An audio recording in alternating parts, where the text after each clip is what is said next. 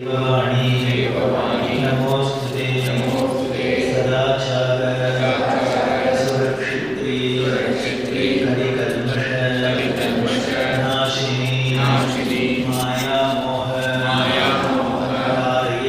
वारयित्री देववाणी नमोस्तुते संकल्पात् गुरुवाचो विनिष्कृते अद्वैतानंद निलये दैववाणी नमोस्तुते सदाशिव समारंभां शंकराचार्य मध्यमाम् अस्मदाचार्य पर्यन्तां वन्दे गुरुपरम्पराम्.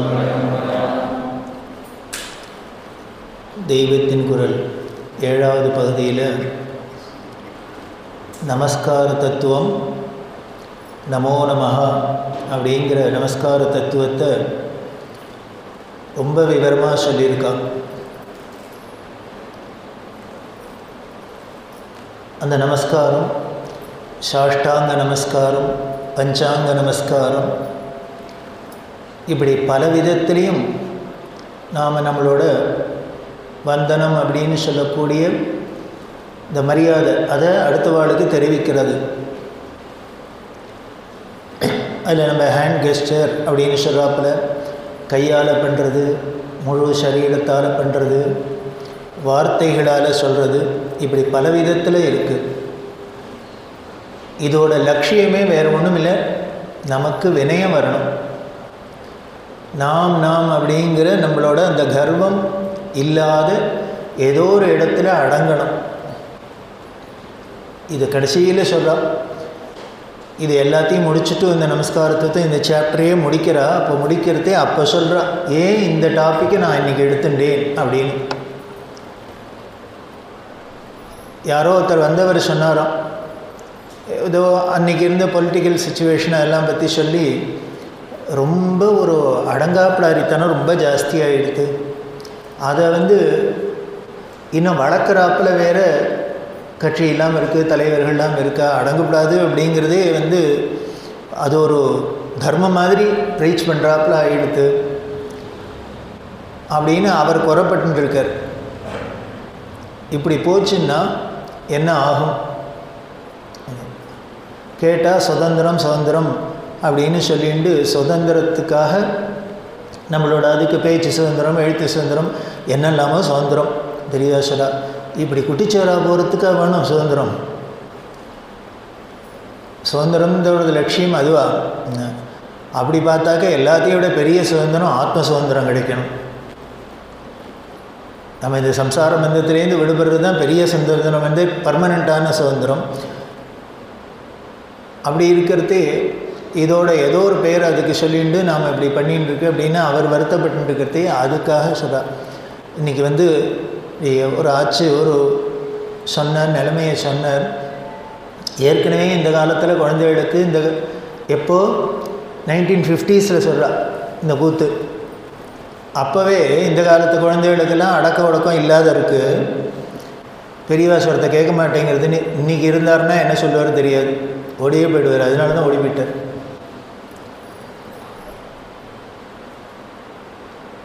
அதனால் நம்ம ட்ரெடிஷன் என்ன, நம்மளோட கல்ச்சர் என்ன, நம்மளோட அந்த பலம் என்ன, அதில் ரொம்ப முக்கியமாக இருக்கிறது என்ன, இந்த வினயம்னு நமக்கு பகவான் கீதையிலேயே என்ன சொல்கிறார், வித்யாம் வினய சம்பன்னாம். உனக்கு என்ன தான் படிச்சிருந்தாலும் அதுக்கு சொல்கிறா. அப்போது எதனால் இந்த கன்ஃபியூஷன் வருது அப்படின்னர், புத்தி ஞானம். புத்தி அப்படின்னா புத்திசாலியாக இருக்கும். எல்லோரும் குழந்தைகள்லாம் ரொம்ப இன்டெலிஜென்ட்டாக இருக்கும், புத்திசாலியாக இருக்குங்கிறோம். இன்டெலிஜென்ட்டாக இருந்து பிரயோஜனம் இல்லை, புத்திசாலியாக இருந்து பிரயோஜனம் இல்லை. அப்போ என்னன்னா ஞானம் இருக்கணும். கடைசி டாப்பிக்கு வரப்போகிறது அது. ஆஞ்சநேய சுவாமியை பற்றி சொல்கிறதே அதுதான் சொல்ல போகிறான். அதனால் புத்திசாலியாக இருந்தால் குழந்தைகள்லாம் எப்படி இருக்குன்னர், எல்லாம் கோல்டு மெடலிஸ்ட்டாக இருக்குது, ஸ்டேட் ஃபஸ்ட்டாக இருக்குது, எல்லாம் இருக்குது. ஆனால் அதனால் அவளுக்கும் பிரயோஜனம் இல்லாத இருக்குது. முதல்ல அப்பா அம்மாவை மதிக்க தெரியல அப்படின்னா இவள் உலகத்தில் உள்ளவாள்லாம் எங்கேருந்து மதிக்க போகிறா? அப்போ இவள் படித்த படிப்புக்கும் வித்தையோட லட்சியமே வினயம்தான் அப்படின்னாக்க அடக்கம்தான் வேணும். அப்படின்னா அடக்கம் அமருருள் வைக்கும், அடங்காமை ஆறுருள் வைத்து விடும்னா வள்ளுவர் சொல்கிறார். அப்படி இந்த அடக்கம் இல்லாத படித்து தான் என்ன பிரயோஜனம்? அப்போ சொல்கிறா அதுக்கு படிக்காதே அவள் முட்டாளாவே இருந்துட்டா தேவையில்லை போல இருக்கு. இந்த படித்து அந்த அறிவு புத்தி வளர்ந்து வளர்ந்து வளர்ந்து அது பிரயோஜனம் இல்லை. அந்த புத்தியை என்ன பண்ணோம்னா அது ஞானத்தில் கொண்டு சேர்க்கணும். அந்த புத்தி வளர்ச்சி எதுக்கு? அப்போ சொல்கிறா ஒரு பெரிய ஞானினால் நமக்கு ஆத்மானுபவம் வரணும்னாலும் அதுக்கு உண்டான சாஸ்திரங்களை தெரிஞ்சுட்டா தானே முடியும். அப்போ படித்து அது புத்திபூர்வமாக அதை தெரிஞ்சுக்கணும். அது புத்தி மட்டத்தோடு நின்றுடுத்துன்னா பிரயோஜனம் இல்லை. அது உடனே அனுபவம் சுவானுபவமாக வரணும், அனுபூதி வரணும். வந்தால் தான் அது கிடைச்சதுக்கு பலன். இல்லைன்னா கிடைச்சும் பிரயோஜனம் இல்லாத இருக்கும். அதனால் அவர் வருத்தப்பட்டார். அதுதான் நிலைமையாகவும் இருக்குது. அதனால் தோணித்து இன்றைக்கி நமஸ்கார மகாத்மியத்தை எடுத்துக்கணும்னு தோணித்து அதனால சொல்லேன்னு கடைசியில் முடிக்கிறார். ஏன் இன்றைக்கி இந்த டாப்பிக்கை இவ்வளோ விஸ்தாரமாக எடுத்துனேன்? அப்போ சொல்கிறா எப்படின்னா எப்படி நமக்கு ஒரு நம் முன்னோர்கள்லாம் இனிமேல் அவளை போல் ரிஷிகள் உண்டா, அவளை போல் புத்திசாலிகள் உண்டா, என்னெல்லாமோ சொல்கிறா. இந்த பிரதட்சிண தத்துவத்தை பற்றி சொல்கிறா. வெள்ளக்காரெல்லாம் ஆச்சரியப்படுறான். நம்ம யாரெல்லாம் பெரிய கெட்டிக்காரான்னு நினச்சினுக்குமோ அவள் பார்த்து கெட்டிக்காரான்னு ஆச்சரியப்படுறாப்பில் இருக்குது. நம்மளோட முன்னோர்கள் ரிஷிகள் சொல்லி வச்சுருக்கா. அப்பேற்பட்ட ஒரு பரம்பரையில் வந்தவா, அப்பேற்பட்ட ரிஷிகள்லாம் இப்படி ஞானிகளாக இருந்தவா, புத்திசாலிகளாக இருந்தவா எவ்வளவு வினயத்தோடு இருந்திருக்கா, எவ்வளவு அடக்கமாக இருந்திருக்கா, துளிக்கூட கர்வம் இல்லாத.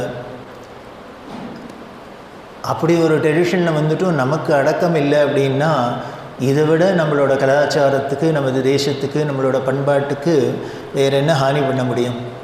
அப்புறம் இதை சொல்லிகிட்டு பிரயோஜனமே இல்லையே, இந்த பெருமையை சொல்லிகிட்டே பிரயோஜனம் இல்லையே. அப்போ அந்த பாரம்பரிய பெருமையும் தெரிஞ்சுக்கணும் இல்லையோ. பாரம்பரிய பெருமை தெரிஞ்சுண்டு அப்படி வந்தோமா, அந்த இடத்துலேருந்து வந்திருக்கோன்னா கொஞ்சம் ஓரளவுக்கான பேரை காப்பாற்றணுங்கிறதான ஒரு பிரஜை வரணுமா இல்லையா? அதுக்காகத்தான் இத்தனையும் சொல்கிறேன் அப்படின்னு இந்த நமஸ்கார தத்துவத்தை பற்றி சொல்கிறா. நமஸ்கார மகாத்மியம் அதில் பலவிதமான நமக்கு சொல்கிறதே நம்ம எந்த பரம்பரையில் வந்திருக்கோம், எப்படி நம்மளோட ட்ரெடிஷன், நம்மளோட குலப்பெருமை அப்படிங்கிறமே அது எப்படி அப்படின்னு பார்த்தோம் அப்படின்னா அதை எப்படி தெரிஞ்சுக்கிறது? அப்பப்போ ஆலோசனை பண்ணிக்கணுமா. அப்பப்போ எதையுமே நம்ம ஒரு விஷயத்தை, அதுவும் நல்ல விஷயத்தை நினச்சி பார்க்க தான் அது நமக்கு ஒரு ப்ராக்டிஸ்க்கு வரும், உள்ளுக்குள்ளே வாங்கணும். அப்படி நாம் நினச்சி பார்த்துக்கிறதுக்கு என்னென்னு, அப்படி நம்மளோட பாரம்பரியத்தை நினச்சி பார்த்துக்கிறதுக்கு ஒரு பெரிய அழகான ஒரு சிஸ்டம் தான் அபிவாதனம். நமஸ்காரம் பண்ணுறதே யாராக இருந்தாலும் வயசில் பெரியவாளை நமஸ்காரம் பண்ணிவிட்டு அடுத்தது என்ன சொல்லியிருக்குன்னு அபிவாதனம் பண்ணுறது அப்படின்னு. அபிவாதனம்னா ஒன்றும் டீட்டெயில்டாக சொல்கிறதுன்னு அர்த்தம். எதை பற்றின்னு, நான் யார், நான் நமஸ்காரம், செல்ஃப் இன்ட்ரோடக்ஷன். அபிவாதியே அப்படின்னா விவரமாக சொல்கிறேன், என்னத்தை பற்றி, என்னை பற்றி, என்ன விவரம், அதில் என்ன பண்ணுறதுன்னா குலப்பெருமை. நாங்கள் எப்பேற்பட்ட குலத்தில் வந்தோம் தெரியுமா அப்படின்னு. வாசிஷ்ட, மைத்ராவருண, கௌண்டின்ய, திரையாரிஷேய பர்வரான் விதா அப்படின்னு ஆரம்பிக்கிறதே என்னது? வசிஷ்டராத்து பேரனா நீ? ஐயோ, விஸ்வாமித்திரோட பிள்ளையா, கௌதமரோட அப்படின்னு எடுக்கிறதையே பெருமை. அதுதான் பிரவரம் அப்படின்னு.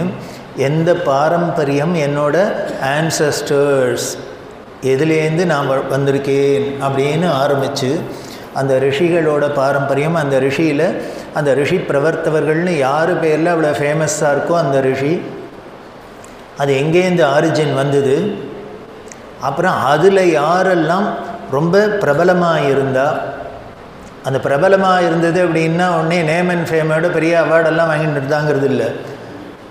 அதில் என்ன அவளுக்கு பெருமை அப்படின்னு, உலகத்தில் அது வரைக்கும் வெளியிடப்படாத வேத சாகையை தன்னோட தபஸ்னால் கண்டுபிடிச்சி கொடுத்தவா. இதுதான் பெரிய குவாலிஃபிகேஷன் ரிஷிகளுக்கு. ரிஷிகள்னாலே அவளுக்கு பெரிய பெருமை என்ன அப்படின்னு, பரம பிரயோஜனமான, உலகத்துக்கு அப்படி பிரயோஜனமாக இருக்கக்கூடிய, அது வரைக்கும் வெளியிடப்படாத தெரியாத அந்த வேத மந்திரங்களை, வேத சாகைகளை நமக்கு எடுத்து வாங்கி கொடுத்தவா. அப்படி அந்த பரம்பரையில் யாரால் வந்திருக்காளா, அவளெல்லாம் லிஸ்ட்டு போட்டு அது திரையா ரிஷேய, பஞ்சா ரிஷேய அப்படின்னு அந்த பாரம்பரியத்தில் அதுக்கு ஏத்தாப்பில் 3 ரிஷிகள், 5 ரிஷிகள், இன்னும் ஏக ரிஷின்லாம் கூட இருக்குது. அப்படின்னா பெரிய சிறப்பில் போருமே, அவர் ஒருத்தரோட பெருமையே இத்தனை பேருக்கு ஏத்தாப்பில் வீடு கட்டுறாப்பில் இருக்குது. அந்த பாரம்பரியத்தை சொல்லி அடுத்தது என்ன அப்படின்னு, இந்த பரம்பரையில் வந்தேன்னா, இந்த குடும்பத்தில் பிறந்து வந்திருக்கேன்னா நான் என்ன, அந்த வேதங்களில் எந்த சாக்கையை நான் பின்பற்றவன், எந்த சாகையை பின்பற்றுவேன், அதில் பெரியவா சொல்கிறா. அது கடைசியில் வரப்போகிறது இந்த சாகாத்தியாயி அப்படின்னு வரப்போகிறது. அதுக்கு முன்னால் என்னென்ன, இந்த வேதத்தில் இருக்குது, வேத மந்திரங்கள் இருக்குது, அதை நமக்கு எப்படி யூஸ் பண்ணணும், எந்தெந்த இடத்துக்கு எதை எதை யூஸ் பண்ணிக்கணும்னு நமக்கு சூத்திரம் அப்படின்னு பண்ணி கொடுத்துருக்கா. அது பெரிய ரிஷிகள்லாம் பண்ணி கொடுத்துருக்கா. போதாயனர், ஆபஸ்தம்பர், அஸ்வலாயனர், இப்படியெல்லாம் ரிஷிகள்லாம் நமக்கு அதை சூத்திரமாக பண்ணி கொடுத்துருக்கா. எதை எந்தெந்த மந்திரம் அப்படின்னா, அது வேதம்னா கடல் மாதிரி இருக்குது. இனிமேல் பூனல் போடணுன்னா எந்த மந்திரத்தை சொல்கிறது, சந்தியாவந்தனம்னா எந்த மந்திரத்தை சொல்கிறது, நானுமே குழுக்கள் அதையே எத்தனையும் உட்காந்து சொல்ல முடியுமா? அதில் எதை எடுத்துக்கலாம், எந்தெந்த இடத்தை எதுக்கு யூஸ் பண்ணணும், இப்படிலாம் அதை கோடிஃபை பண்ணி நமக்கு சூத்திரமாக பண்ணி கொடுத்த ரிஷிகள். அதில் இந்த சூத்திரப்படி நான் என்னோடய கர்மானுஷ்டானங்கள்லாம் அனுஷ்டிக்கிறவன், ஆபஸ்தம்ப சூத்திரா. அடுத்தது என்ன வேதம், எந்த சாக்கையை நான் ஃபாலோ பண்ணிட்டு வரேன், படிச்சிருக்கேன்னு, யஜுஷாகாத்தியாயி, சாமசாகாத்தியாயி, ருக்ஷாகாத்தியாயி, எதையோ என்ன. இந்த இடத்துல கிண்டல் வேறு பண்ணுறா. இப்படி தான் சொல்லியிருக்கு அபிவாதனம். ஆனால் இப்போ சொல்லிக்கிறதே யஜுஷாகாத்தியாயி ருக்ஷாகாத்தின்னு சொல்ல முடியுமோ? யஜுர்வேதம் படிக்க வேண்டியவன், ரிக்வேதம் படிக்க வேண்டியவன், சாமவேதம் படிக்க வேண்டிய, ஏன்னா சாகாத்தியாயின்னா படித்தவன் ஆயிடுறது. நான் அது என்னென்னே தெரியாது. ஆனால் நான் கோல்டு மெடலிஸ்ட்டு, பெரிய இன்ஜினியர், டாக்டர் எல்லாம் தான். ஆனால் அவிவாதையில் மட்டும் யஜுசாகாத்தியாயி, சாமசாகாத்தியாயின்னு சொன்னால் அது என்ன ஆம்பளையா பொம்பளையான்னு கூட தெரியாது. ஒன்றும் அந்த புஸ்தகம் எங்கே இருக்குன்னே தெரியாது இல்லையா? அதனால கிண்டல் பண்ணுறா. அதனால் என்ன வேணால் இப்போ வேணால் மாற்றிக்கலாம். குழந்தைகள்லாம் என்ன பண்ணான்னா, நான் யஜுர்வேதம் படிக்க வேண்டியவன், சாமவேதம் படிக்க வேண்டியவன் அப்படிங்கிற கணேச சர்மா, அகம் அஸ்மி கோ அப்படின்னா பெரியவரே அப்படின்னு அர்த்தம். ஐயா, ஐயரே அப்படின்னு இன்ட்ரொடக்ஷன். இதை யாராக இருந்தாலும் அவளுக்கு நமஸ்காரம் பண்ணுறதே சொல்லணும். அந்த சொல்கிறதே என்ன பண்ணணும் அப்படின்னு, இது ஏன் சொல்லணும்? இப்போ சொல்லாத தெரிஞ்ச மாமாவே இருந்தார்னா அவருக்கு போய் நமஸ்காரம் பண்ணேன்னா யாராத்து பையன்னு அவருக்கே தெரிய போகிறது. இப்போ நான் ஒரு தினம் முணுமுணுக்கணும் அப்படின்னார். அதுக்கு மனு சொல்கிறார். மனுஸ்மிருதியில் மனு என்ன சொல்லியிருக்கார் அப்படின்னார், ஊர்துவம் பிராணாஹிக்ரன் யுக்ராமந்தி யூனஹ ஸ்தவிர ஆயதி பிரத் யுத்தானாபிவாதாபியாம் புனஸ்தான் பிரதிபத்தையே அப்படின்னு மனுஸ்மிருதி. இதோட அர்த்தம் என்ன அப்படின்னா, நம்ம ஏதோ உட்காந்துருக்கோம், உட்காந்துன்னுக்கிறதே நம்மளை விட உட்காண்டோ படுத்துண்டோ எப்படியோ இருக்கும். நம்மளை விட பெரியவா யாரானு உள்ளே வந்தால்னா உடனே என்ன ஆகுமா, நம்மளோட பிராணன் அதுக்கு மேலே கிளம்ப ஆரம்பிச்சிருமா. உட்காண்டிருக்கிறவன் படுத்துருக்கிறவனோட பிராணன் வயசில் பெரியவா உள்ளுக்குள்ளே வந்தாக்க இது உடனே மேலே கிளம்ப ஆரம்பிச்சிடும். அப்படின்னா மேலே கிளம்பித்துனா அவ்வளோதான், படுத்துட்டோம் தான். அப்படி ஆயிடும். அதனால என்ன பண்ணுமான்னா உடனே சட்டுன்னு இவன் எழுந்துட்டு குனிஞ்சு விடணுமா. குனிஞ்சுக்கிண்டு இந்த அபிவாதனம் சொல்லிட்டான்னா அப்போ என்ன பண்ணுன்னார், கிளம்பின பிராணம் திரும்பி உள்ளுக்குள்ளேயே அமைக்கிடும், டப்பாவில் போய் உட்காந்துக்கிறாப்பு. அதனால் நீ இந்த அபிவாதனம் சொன்னீன்னா நீ உயிரோடு தப்பிச்சுக்கலாம், இல்லைன்னா கோவிந்தா போக வேண்டியதான் அப்படின்னு சொல்கிறவர் யார்? மனு. அது சொல்கிறா எப்படி போட்டார் பாருங்க. அவர் அபிவாதனம் பண்ணி எல்லாருக்கும் வந்தவனுக்கு பெரியவாளுக்கு அப்படின்னா வேறு ஒன்றும் இல்லை, என்ன ஒரு டீசன்சி சொல்லித்தரா. ஒரு வயசில் பெரியவர் வரவர், ஒரு வயசானவர் தள்ளாடி கைப்பிடிச்சின்னு வரத்து இங்கேயே இப்படி சோஃபாவில் உட்காந்து வேடிக்கை பார்த்துட்டார். நன்னாவா இருக்குது? இல்லை. அதுக்கு என்ன பண்ணும், ஏந்துன்னு வாங்கன்னு சொல்லலைன்னாலும் சொல்லலைன்னா உன் பிராணம் போயிடும் அப்படின்னா அதுக்காக வேணும் ஓடி போய் காலத்துக்கு தேவையில்லை. அதனால் அபிவாதனம் பண்ணுறதுனால பலன் என்ன, பண்ணலைன்னா என்ன அப்படிங்கிறது ரெண்டையும் யார் சொல்லிட்டார்? மனுஸ்மிருதியில் சொல்லிட்டார். நீ பண்ணலை அப்படின்னா பிராணம் மேலே போகும், அதை கீழே இறக்கணும், திருப்பி உனக்குள்ளேயே வைக்கணும்னாக்க நீ இது பண்ணணும் அப்படின்னு அப்படி இருக்குது. அப்போ அந்த அபிவாதனம் பண்ணுறதே இப்போ சொல்கிறோம்.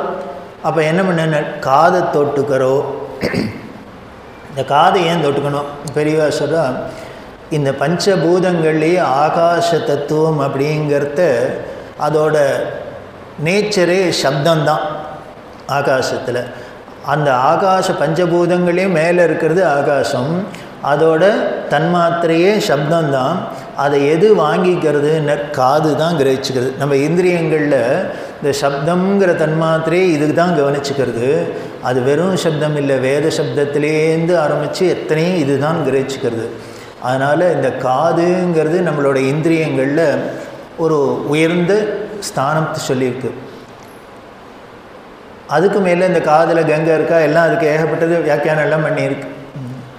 பொதுவாக அதனால தான் என்ன பண்ணுவா, கையலம்ப முடியாத இடத்துல தண்ணி எண்ணி கிடைக்கல அப்படின்னா இதான கையலம்ப வேண்டிய நிர்பந்தம் ஏற்பட்டுருது. கையலம்ப முடியலன்னா காதை தொட்டுக்கிறது. பெரியவசரா ஓம்பூகு பண்ணினோன்னு காதை ஏன் தொட்டுக்கிறோம் அப்படின்னார்.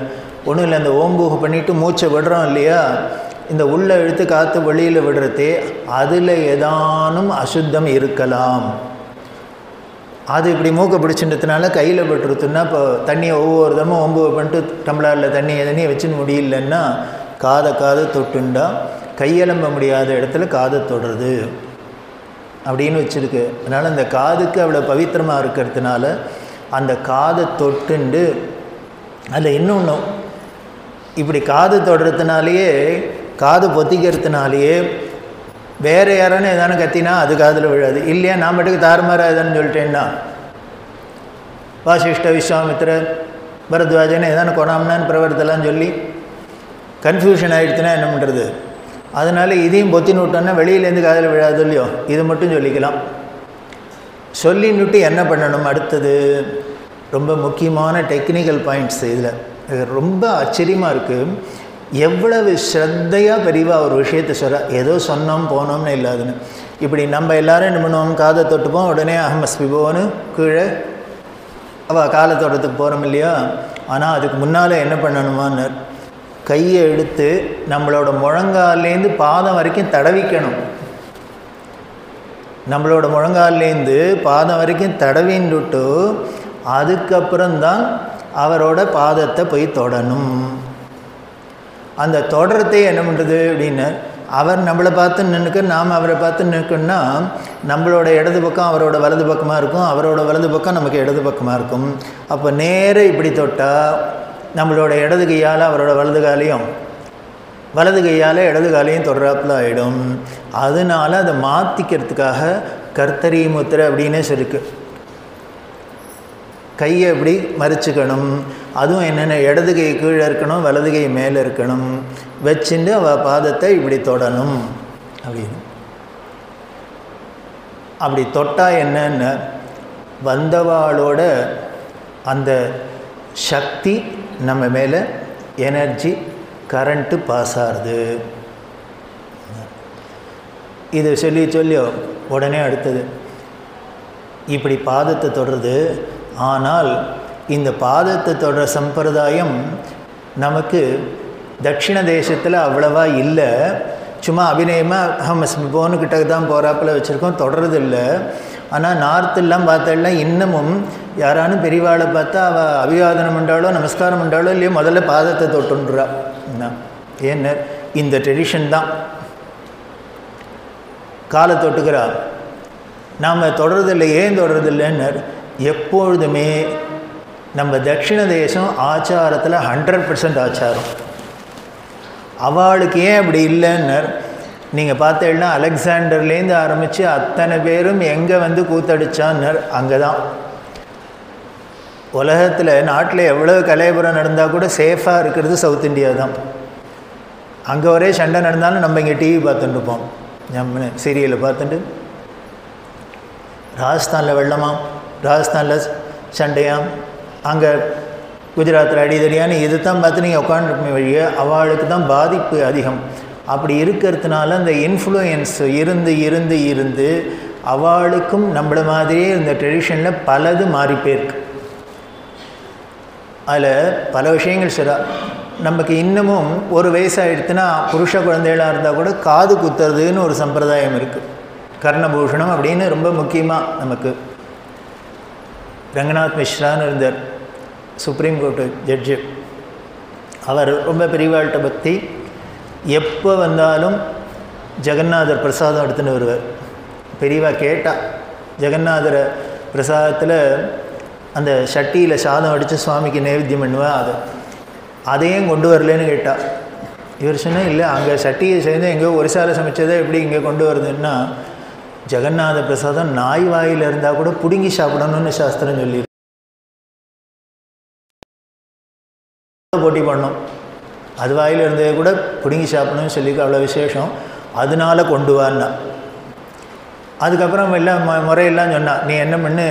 அதனால் இவர் போய் வரப்போகிறதுக்கு முன்னால் அன்னைக்கு ஜெகநாதருக்கு அங்கே தனியாக சாதம் அடிக்க சொல்லி நைவேத்தியம் பண்ணி அதை பட்டில் வச்சு மூடி எல்லாம் பண்ணி ஃப்ளைட்டில் மடியில் வச்சுன்னு வருவார். வந்து பெரியவாள்கிட்ட வச்சோன்னு எடுத்துப்பா. எடுத்துட்டு அப்புறம் எங்களுக்கெல்லாம் எல்லாருக்கும் கொடு, இது எங்கேயும் கிடைக்காது, துர்லபம், இதை பார்த்தாலே வாங்கி சாப்பிடணும்னு இருக்கு அப்படின்னு. அப்படி இவர் பக்தி அப்படி பேசினுக்கிட்டே ஒரு நாளைக்கு சொன்னார், இப்போது மற்ற மதஸ்தெல்லாம் பார்த்தாலே தெரியுது, சர்தார்ஜின்னா டர்பன் தாடியை பார்த்தா அவள் சர்தார்ஜின்னு தெரியுது, கிறிஸ்தவன்னா உடனே ஒரு சிலுவையை மாட்டிக்கிறா, முஸ்லீம்னா உடனே தலையில் ஒரு தொப்பியை வச்சுக்கிறாதுங்கிறா. ஆனால் ஹிந்துங்கிறதுக்கு மட்டும் அடையாளமே தெரியல. இது மாதிரி இதுக்கு ஒரு அடையாளம் தெரிஞ்சால் தெரியல, பார்த்தோன்னே என்ன அடையாளம் பண்ணலாம் அப்படின்னு கேட்டார். அதுக்கு பெரியவா தான் சொல்லணுன்னா, அதுக்கு பெரியவா உடனே இப்படின்னா அவருக்கு புரியல, காது தெரிகின்றா புரியல. அப்புறம் என்ன, ஹிந்துங்கிறதுக்கு அடையாளம் காதில் கற்கன் தான், கர்ணபூஷணம் தான். உனக்கு நீ கேள்விப்பட்டிருக்க. அப்புறம் சொல்கிறா, அவுரங்கசீப்லாம் என்ன பண்ணாலும் முகலாய இன்வேஷன் போது எப்படி இல்லாமல் பண்ணினான்னர், ஹிந்துவா இல்லையான்னு கண்டுபிடிக்கணும் அப்படின்னா காதில் ஓட்டை இருக்கான்னு பார்க்குறது. இருந்தான்னா ஹிந்துன்னு உடனே எடுத்துன்னு போய் அப்படிலாம் பண்ணியிருக்கா. அப்படி அவளுக்கு அங்கே ஹிம்சை இருந்ததுனால என்ன பண்ணிட்டா, நார்த்தில் அப்புறம் தப்பிச்சுக்கிறதுக்காக காது குத்துறதை விட்டுட்டா. காதில் ஓட்டை இருந்தாலும் கடுக்கனை கேட்டினாலும் ஓட்டை இருக்குதுன்னு மார்க் இருக்குதுன்னு பார்த்து அதை வச்சுன்னு அடித்தான். அதனால் என்ன பண்ணிட்டான்னர், அந்த மார்க்கே தெரியாதபடிக்கு காது குத்துறதே இல்லைன்னு வச்சுன்னுட்டா. அதனால தான் நார்த் இந்தியன்ஸ்லாம் காதில் கடுக்கன் இல்லாத போயிடுத்து. நமக்கு ஒரு வயசாகிடுத்துனா குத்திடுறோம். அதே மாதிரி உடனே இந்த லேடிஸ்லாம் தலையில் முட்டாக்கு போட்டுக்கிறது. நமக்கு முட்டாக்கு போட்டுக்கிறதுங்கிறது அமங்கலமாக சொல்லியிருக்கு, ஆனால் அவளுக்கு அதுதான் பெரிய மங்களம். அதுவும் வயசில் பெரியவாள் பார்த்தா உடனேயே தலையை மூடினும். என்னென்ன அந்த முஸ்லீமோட இன்ஃப்ளூயன்ஸ் அதில். அதுவும் ராஜஸ்தானிஸ்லாம் என்ன பண்ணால் மூஞ்சியே தெரியாத வச்சுருப்பா. ஏன்னா கண்டுபிடிச்சிடக்கூடாது அவன் யாருன்னு, சேஃப்டிக்காக. ஒரு நாளைக்கு புதுப்பெரியவா சொன்னால் பேசின்னு இருக்கிறதே, காஷ்மீருக்கு போயிருந்தால் அங்கே உட்காந்துட்டு இதுன்னு இருக்கிறதே. அப்போது இதுவாக இருந்த ஃபரூக் அப்துல்லா வந்திருக்கார். அவரை உட்காந்து பேசின்னு எல்லாம் பண்ணியிருந்தாராம். அவர் நான் போய்ட்றேன் அப்படின்னு சொல்லி பெரியவா பேசினேக்கிட்டே வரவாளுக்கெல்லாம் ஒரு அந்த பேப்பரில் விபூதி குங்குமம்லாம் வச்சு கொடுத்து பிரசாதம் கொடுப்பாள். இவர் போய்ட்றேன்னு ஒன்றா போயிட்டு வான்னு கேட்டாராம். வரவா அத்தனை பேருக்கும் அது கொடுக்குறேன், எனக்கு மட்டும் ஏன் கொடுக்கலன்னு. இப்போ நீ எப்படிப்பா குங்குமம்லாம் அவனுக்கு கொடுக்க முடியும் விட்டுப்பா அப்படின்னா, இல்லை தாராளமாக கொடுங்க விட்டு போகணும். ஏன்னா நாங்கள் எல்லோரும் இங்கே ஹிந்து தான், இப்படி மாறலைன்னா உசுரோடு இருக்க முடியாது, அதனால மாறி இருக்கோம், வேறு ஒன்றும் தப்பு இல்லைங்க அப்படின்னு. இங்கே இல்லைன்னா இருக்க முடியாது இருந்தது. அப்படி ஒரு சுச்சுவேஷனாக இருந்தது. அந்த சேஃப்டிக்காக வேறு வழி இல்லை, இனிமேல் என்ன வேணால் சொல்லிட்டு போ, என்ன மதம்னு வேணால் சொல்லிட்டு போ, என்ன வேணால் சொல்லிட்டு போ, உசுரோடு இருந்தால் தேவையில்லை, அதுக்காக வேண்டும் நன்னா இட்டுப்போம் கொடுங்க உங்கள் கையாலன்னு வாங்கிட்டுனான்னு ஒரு நாளைக்கு சொன்னான். சொன்னேன் அந்த சேஃப்டினால அவளுக்கு அதெல்லாம் கலாச்சாரத்தில் எல்லாம் போயிடுத்து.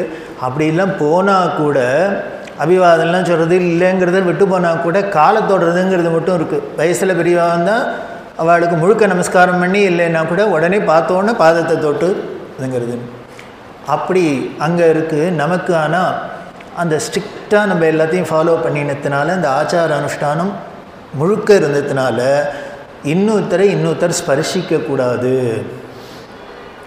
காரணம் என்னன்னு, ஒன்று அவர் நல்லவராக இருக்கலாம், நல்ல ரேடியேஷன் இருக்கலாம். நான் எனக்கு இல்லைன்னா நான் போய் தொட்டேன்னா அதை பொல்யூட் பண்ணிவிடும்.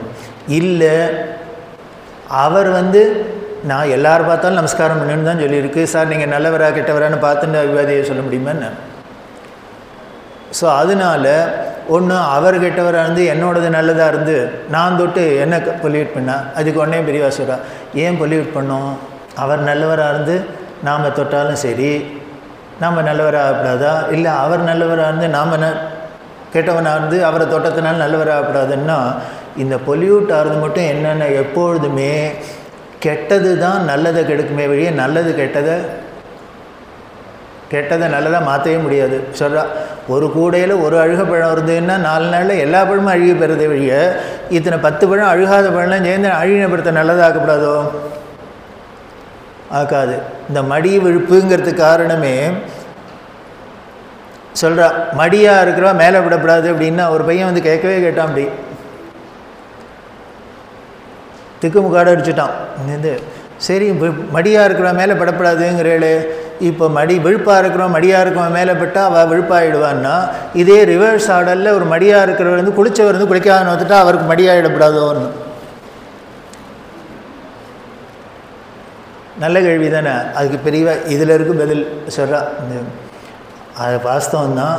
ஆனால் என்னென்ன இந்த கெட்ட துர்கந்தம் அப்படின்னா வீடு முழுக்குள்ள நல்ல மல்லிகைப்பூ வாசனை வச்சுருந்தாலும் ஏதானும் ஒரு மலம் உள்ளுக்குள்ளே வந்துடுத்துன்னா இத்தனை மல்லிகைப்பூ வாசனையும் மீறிண்டு அதுதான் நாடுறது. இத்தனை மல்லிகைப்பூ சேர்ந்து அதை கெடுக்கப்படாதோ, அதை வாசனையாக்கப்பட மாட்டேங்கிறது. அது மாதிரி எத்தனை நல்லவாக இருந்தாலும் ஒரு அசத்து இருந்தால் போகும், அத்தனை நல்லவாளையும் அசத்தாக்கிடும். ஊர் முழுக்கெல்லாம் அசத்தாக இருந்தாலும் ஒரு நல்லவனால் மாற்றுறது கஷ்டம். அதுதான் அது சொல்கிறா. நல்ல தெம்பாக இருக்கிறவன் உடனே நல்லா வியாதியாக இருக்கிறவாள்லாம் போய்பட்டால் அவளுக்கு ஆரோக்கியமாக இருக்கக்கூடாதோ?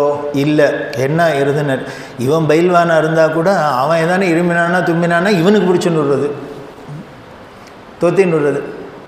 இதுதான் கெட்டதோட குணம். அது உடனே அடுத்ததை பாதிக்கும். நல்லது என்ன பண்ணும்? இப்படி தான் இருக்கும். அதனால இந்த ரிஸ்க் வேண்டான்னு அவர் நல்லவரா இனிமேல் கெட்டவராக பார்த்துக்கிறதுலாம், இனிமேல் இவர் நல்லவராக இருந்தால் தொடலாம், கெட்டவராக இருந்தால் தொடலைன்னா 4 பேர் நிற்கிறதே நல்லா இருக்காது. அதனால் ஒத்திரையுமே தொட வேண்டாம். ஆனால் தொடணுன்னு சொல்லியிருக்கு. அப்போ என்னென்ன தொடராப்பில் பாவனையாக தொட்டுக்கோ. அப்போ தொடரத்தை கை தான் தொடலையே வழி என்னென்ன மனசு தொடணும். அவள் பாதத்தை ஸ்பர்சிக்கிறாப்பில் மனசால் நினச்சிக்கோ. மனசால் நினச்சின்னா அவள் பாதத்தை தொட்டால் அவளோட அந்த அனுகிரக சக்தி நமக்கு ஆசீர்வாதம் வரும். இல்லை அவளுக்கு அப்படி அனுகிரகம் பண்ணுறதுக்கோ ஆசீர்வாதம் பண்ணுறதுக்கோ யோகியதை இல்லை, சக்தி இல்லாதவாளாக இருந்தால் கூட நம்ம அவளை வயசில் பெரியவான்னு பண்ணின இந்த நமஸ்கார கிரியையினால் பகவானோட அனுகிரகம் அவள் மூலியமாக நமக்கு கிடைக்கும். ஏன்னா அவர் எல்லாத்தையும் பார்த்துட்டு இருக்காரு இல்லையோ, சர்வாந்தரியாமின்னா அதுக்குள்ளேயும் அவர் இருக்கார். அதனால் நீ வெளியே பார்த்துன்னு இவர் நல்லவர் இவர் கெட்டவர் இனிமேல் இங்கே ஃபில்டர்லாம் பண்ணி இவருக்கு பண்ணலாம் அவருக்கு பண்ண இந்த வேண்டே வேண்டாம். யாராக இருந்தாலும் நேர கண்ணு. அதில் சொல்கிறதே யாராருக்கு எப்படி பண்ணணும் அப்படின்லாம் வேறு நமஸ்காரம். இப்படி நமஸ்காரம் பண்ணி அபிவாதனை பண்ணி அவளை தொட்டு அவள் பாதஸ்பர்ஷம் பண்ணி அவளோட அனுகிரக சக்தியை நமக்குள்ளே வாங்கிக்கணும். இது என்ன அப்படின்னர், வேறு ஒன்றும் இல்லை, அந்த டிரான்ஸ்மிஷன் ஆகுதுங்கிறாலே இந்த எனர்ஜி அதுதான். அதனால் அப்படி பண்ணிக்கணும். அப்படி பண்ணுறதே என்ன பண்ணும், அது சொல்கிறதையே இந்த அவிவாதி காசிவ அவசாரணை இதெல்லாம் சொல்லிகிட்டே இருந்தோம்னா நம்மளை அறியாத நமக்கே ஒரு சமயம் தோணும், இப்போ ஏற்பட்ட ரிஷிகள் குடும்பத்தில் பிறந்து நம்ம ஒர்த்தி டிசன்டென்ட்டா, அந்த லீனேஜு இதெல்லாம் ஒழுங்காக அதுக்கு ஏற்றாப்புல இருக்குமா அப்படின்னு. இப்படி ஒரு பரம்பரையில் வந்திருக்கோன்னு தெரிஞ்சிங்கன்னா நம்ம எங்கேயானும் எந்த கடையிலையானும் போய் நிற்கிறதுக்கு தோணுமா, ஏதானும் பண்ணுறதுக்கு தோணுமா? தோணாது. கொஞ்சம் கொஞ்சமாகவே நம்ம மனசாட்சி உறுத்தம், சே என்ன இருந்தாலும் இப்போ ஏற்பட்ட குடும்பத்தில் பிறந்துட்டு இப்படி பண்ணக்கூடாதுப்பா, இப்போ ஏற்பட்ட குடும்பத்தில் பண்ணி இப்படி பண்ணக்கூடாதுப்பா. அதுக்காக தான் அப்பப்போ ஞாபகப்படுத்திக்கிறது. இந்த அபிவாதனம் சொல்லி சொல்லி சொல்லி யார் வந்தாலும் நமஸ்காரம் பண்ணுறதே. இப்படி பண்ணுறதே என்ன பண்ணணும், இது பண்ணுறவருக்கு வாங்கிக்கிறவருக்கு என்ன அப்படின்னா, நம்ம சாஸ்திரத்தில் தான் டீட்டெயில்டாக இனிமேல் இதை விட டீட்டெயிலாக ஒன்றும் பண்ணவே முடியாது, யோசிக்கவே முடியாது, அத்தனையும் சொல்லிடும். இப்படி பண்ணுறவாளுக்கு சொல்லித்தா வாங்கிக்கிறவருக்கு என்ன சொல்லணும்னார்.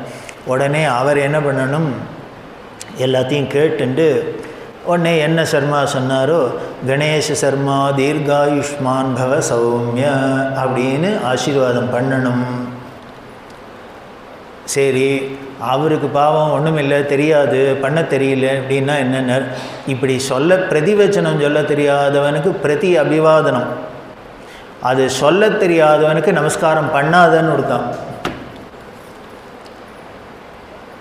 அப்படி அவர் சொல்ல தெரியலையா, பண்ணாத அப்படின்னு சொல்லியிருக்கு.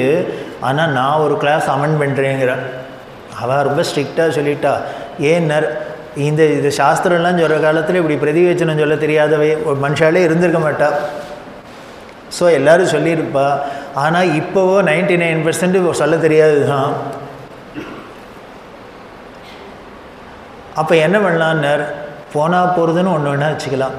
அந்த நமக்கு வினயம் வரணும், அவ்வளோதானே இதோட லட்சியம். அதனால் அவருமே ஆசீர்வாதம் பண்ணால் பண்ணட்டும், பண்ணலைன்னா போட்டும். அவர் பண்ணலைனாலும் நாமளோட இந்த சென்சியாரிட்டியை பார்த்து பகவான் பண்ணிட போகிறார். சர்வம் விஷ்ணுமயம் ஜெகத்து எல்லாம் சர்வதேவ நமஸ்காரா கேசவம் பிரதிகச்சதி. ஸோ அதனால் இவருக்கு பண்ணுற நமஸ்காரமும் அவருக்கு தான் வைப்பது. அவருக்கு பிரதிவச்சனம் சொல்ல தெரியாது இருக்காது, ஆசீர்வாதம் பண்ண தெரியாது இருக்காது. அவர் பண்ணிட்டு போகிறார், இவர் பண்ணலைன்னா போட்டோம். அதனால் பிரதிவச்சனம் சொல்ல தெரியலேன்னு நமஸ்காரம் பண்ணுறதை விட்டுறாதீங்க, நமஸ்காரம் பண்ணுங்க அபிவாதேசம். ஐயோ இவரை போல் ஜாக்கிரதை. நாம் என்ன பண்ணிவிடுவோம், இதை வச்சுட்டே இருந்தோம். அப்போ அந்த மாமாவுக்கு என்ன தெரியும், அவருக்கு போய் என்ன நமஸ்காரம், நான் சொன்னேன்னா அவர் திருப்பி சொல்லுவார். குழந்தையெல்லாம் இப்படி தானே கேட்கும். ஸோ அதனால் அவர் சொல்ல தெரியலன்னு நீ பண்ணுறத பண்ணிவிடுவோம் அப்படின்னு. அந்த தீர்காயுஷ்மான் பவ சௌமியன்னு ஒன்று ஞாபகம் இருக்குது. இந்த தீர்காயுஷ்மான் சௌமியன்னா என்ன அர்த்தம், ஒரு பெரிய வித்வத்சனர் கேட்குறா. அப்படின்னா என்ன, தீர்க்க ஆயுஷ்மான் பவ அப்படின்னா சௌமியா அப்படின்னா குழந்தையே அப்படின்னு. ஏன்னா இவர் போ அகம் அஸ்மி போ, பெரியவரே ஐயா என்ன சொல்கிறார். அவருடனே வாஞ்சியோட குழந்தை நன்னா தீர்க்கமாக ஆயுசோட சௌக்கியமாக இருடப்பா அப்படின்னு சொல்கிறதா தானே அர்த்தம் அப்படின்னு சொன்னான். பெரியவா சொல்ல அதுதான் இல்லை, இது என்ன விபரீதமாக இருக்குது, தீர்க்கா ஆயுஷ்மான் பவன்னாக்க. உடனே பெரியவா சொல்கிறா, இந்த ஆயுஷ்மான் பவ சௌமிய அப்படிங்கிறது நமக்கு ஒரு நாளில் பஞ்சாங்கத்தில் பார்த்தா திதி வார நக்ஷத்திர யோக கரணம் அப்படின்னு 5 சேர்ந்தது பஞ்ச அங்கம். திதின்னா தான் அன்றைக்கி எத்தனாவது நாள் அப்படிங்கிறது, இந்த மாதத்தோட அந்த பட்சத்தில் எத்தனாவது நாள். வாரம்ங்கிறது தான் கிழமை, நட்சத்திரம் அன்றைக்கி இருக்குது நட்சத்திரம், யோகம் கரணம். நம்ம யோகம் அப்படின்னா சித்த யோகம் அமிர்த யோகம் மரண யோகம்னு வச்சுக்கோங்க, அந்த யோகம் இல்லை.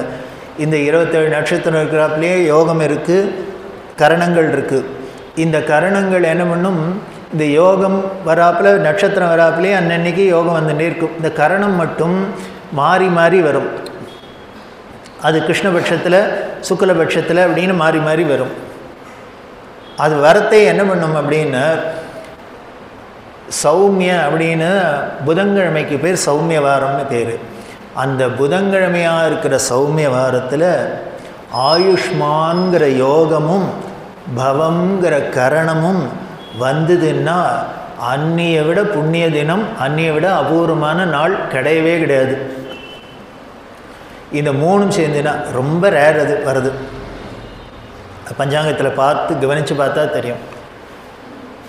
அப்படி புதன்கிழமை அன்னைக்கு இந்த ஆயுஷ்மானோகம் பவகரணம் வருது அப்படிங்கிறது. அப்படி வந்துடுத்துனா அது மகா புண்ணிய விசேஷமாக ரொம்ப அபூர்வமான ஒரு காலமாக சொல்லியிருக்கு. இப்படி சேராத இது சேர்ந்தால் எவ்வளவு அபூர்வமோ அதை மாதிரி உங்ககிட்ட இப்படி சேராததெல்லாம் சேர்ந்து நீ சௌக்கியமாக இருக்கண்டா குழந்தைன்னு அதுக்கு அர்த்தமாக. அப்படின்னா நமஸ்காரம் பண்ணுறவாளுக்கு ஆசீர்வாதம் எப்படி சொல்லியிருக்கு அப்படின்னா, மேலெழுந்த வாரியாக அர்த்தத்தை பார்த்தாலும் நல்ல நீண்ட ஆயுளோட சௌக்கியமாக இருன்னு இருக்குது. இதுக்கு உள்ள அர்த்தம் பார்த்தாக்க இப்படி மூணும் எப்படி சேரக்கூடாது, சேர்ந்தது எப்படி சௌக்கியமாக இருக்கிறதோ அதை மாதிரி நீனும் இருன்னு சொல்கிறது அப்படின்னு. இது மடத்தில் ராமகிருஷ்ண தீட்சர் அப்பைய தீட்சர் பரம்பரை அவர் புஸ்தகத்திலேயே எழுதியிருக்க. அவர் இருக்கிறதே தான் கேட்டது, தீர்காயுஷ்மா சௌமியன்னா என்ன அர்த்தம் அப்படின்னு. அப்படி அவர் பிரதிவச்சனம் சொல்லி ஆசீர்வாதம் பண்ணணும். அப்படி பண்ணுறதே இந்த நமஸ்காரம் பண்ணுறதுல யாராருக்கு அபிவாதம் சொல்லணும் அப்படிங்கிறதும் இருக்குது. அதில் யாராரு அப்படின்னர், பொதுவாகவே எல்லாருக்கும் வயசில் பெரியவாளுக்கு நமஸ்காரம் பண்ணி சொல்லணும் அப்படின்னா சொல்ல வேண்டாதவாள் அப்படின்னு ஒரு லிஸ்ட்டு. அதில் யாராருன்னர், தேவான் அப்படின்னு தேவர்களுக்கு சொல்ல வேண்டாம். அடுத்தது நதி, நதிகளுக்கு சொல்ல வேண்டாம். அடுத்தது சபை, ஒத்தருக்கு மேலே இருந்தாக்க பெரியவர்களாக வயசில் பெரியவா வித்வான்களாக இருக்கட்டும் யாராக இருக்கட்டும், மோர் தேன் ஒன் அப்படின்னு ஒரு சபையாக இருந்தது. சபைனாலே 4 பேர் சேர்ந்தால் தானே சபை. அப்படி இருந்ததுனால் அப்போது சொல்லணுங்கிற அவசியம் இல்லை. விருட்சம் மரத்துக்கு, என்ன அக்னி நெருப்புக்கு, இவாளுக்கு தண்டவத் பிரணாமே பூமௌ, பூமியில் அவளுக்கு நன்னா தண்டவத்தா நமஸ்காரம் பண்ணலாம். நாபி அபிவாதனம் ஆச்சரையேத் அப்படின்னு அவளுக்கு அபிவாதனம் சொல்ல வேண்டாம் அப்படின்னு சொல்லியிருக்கு.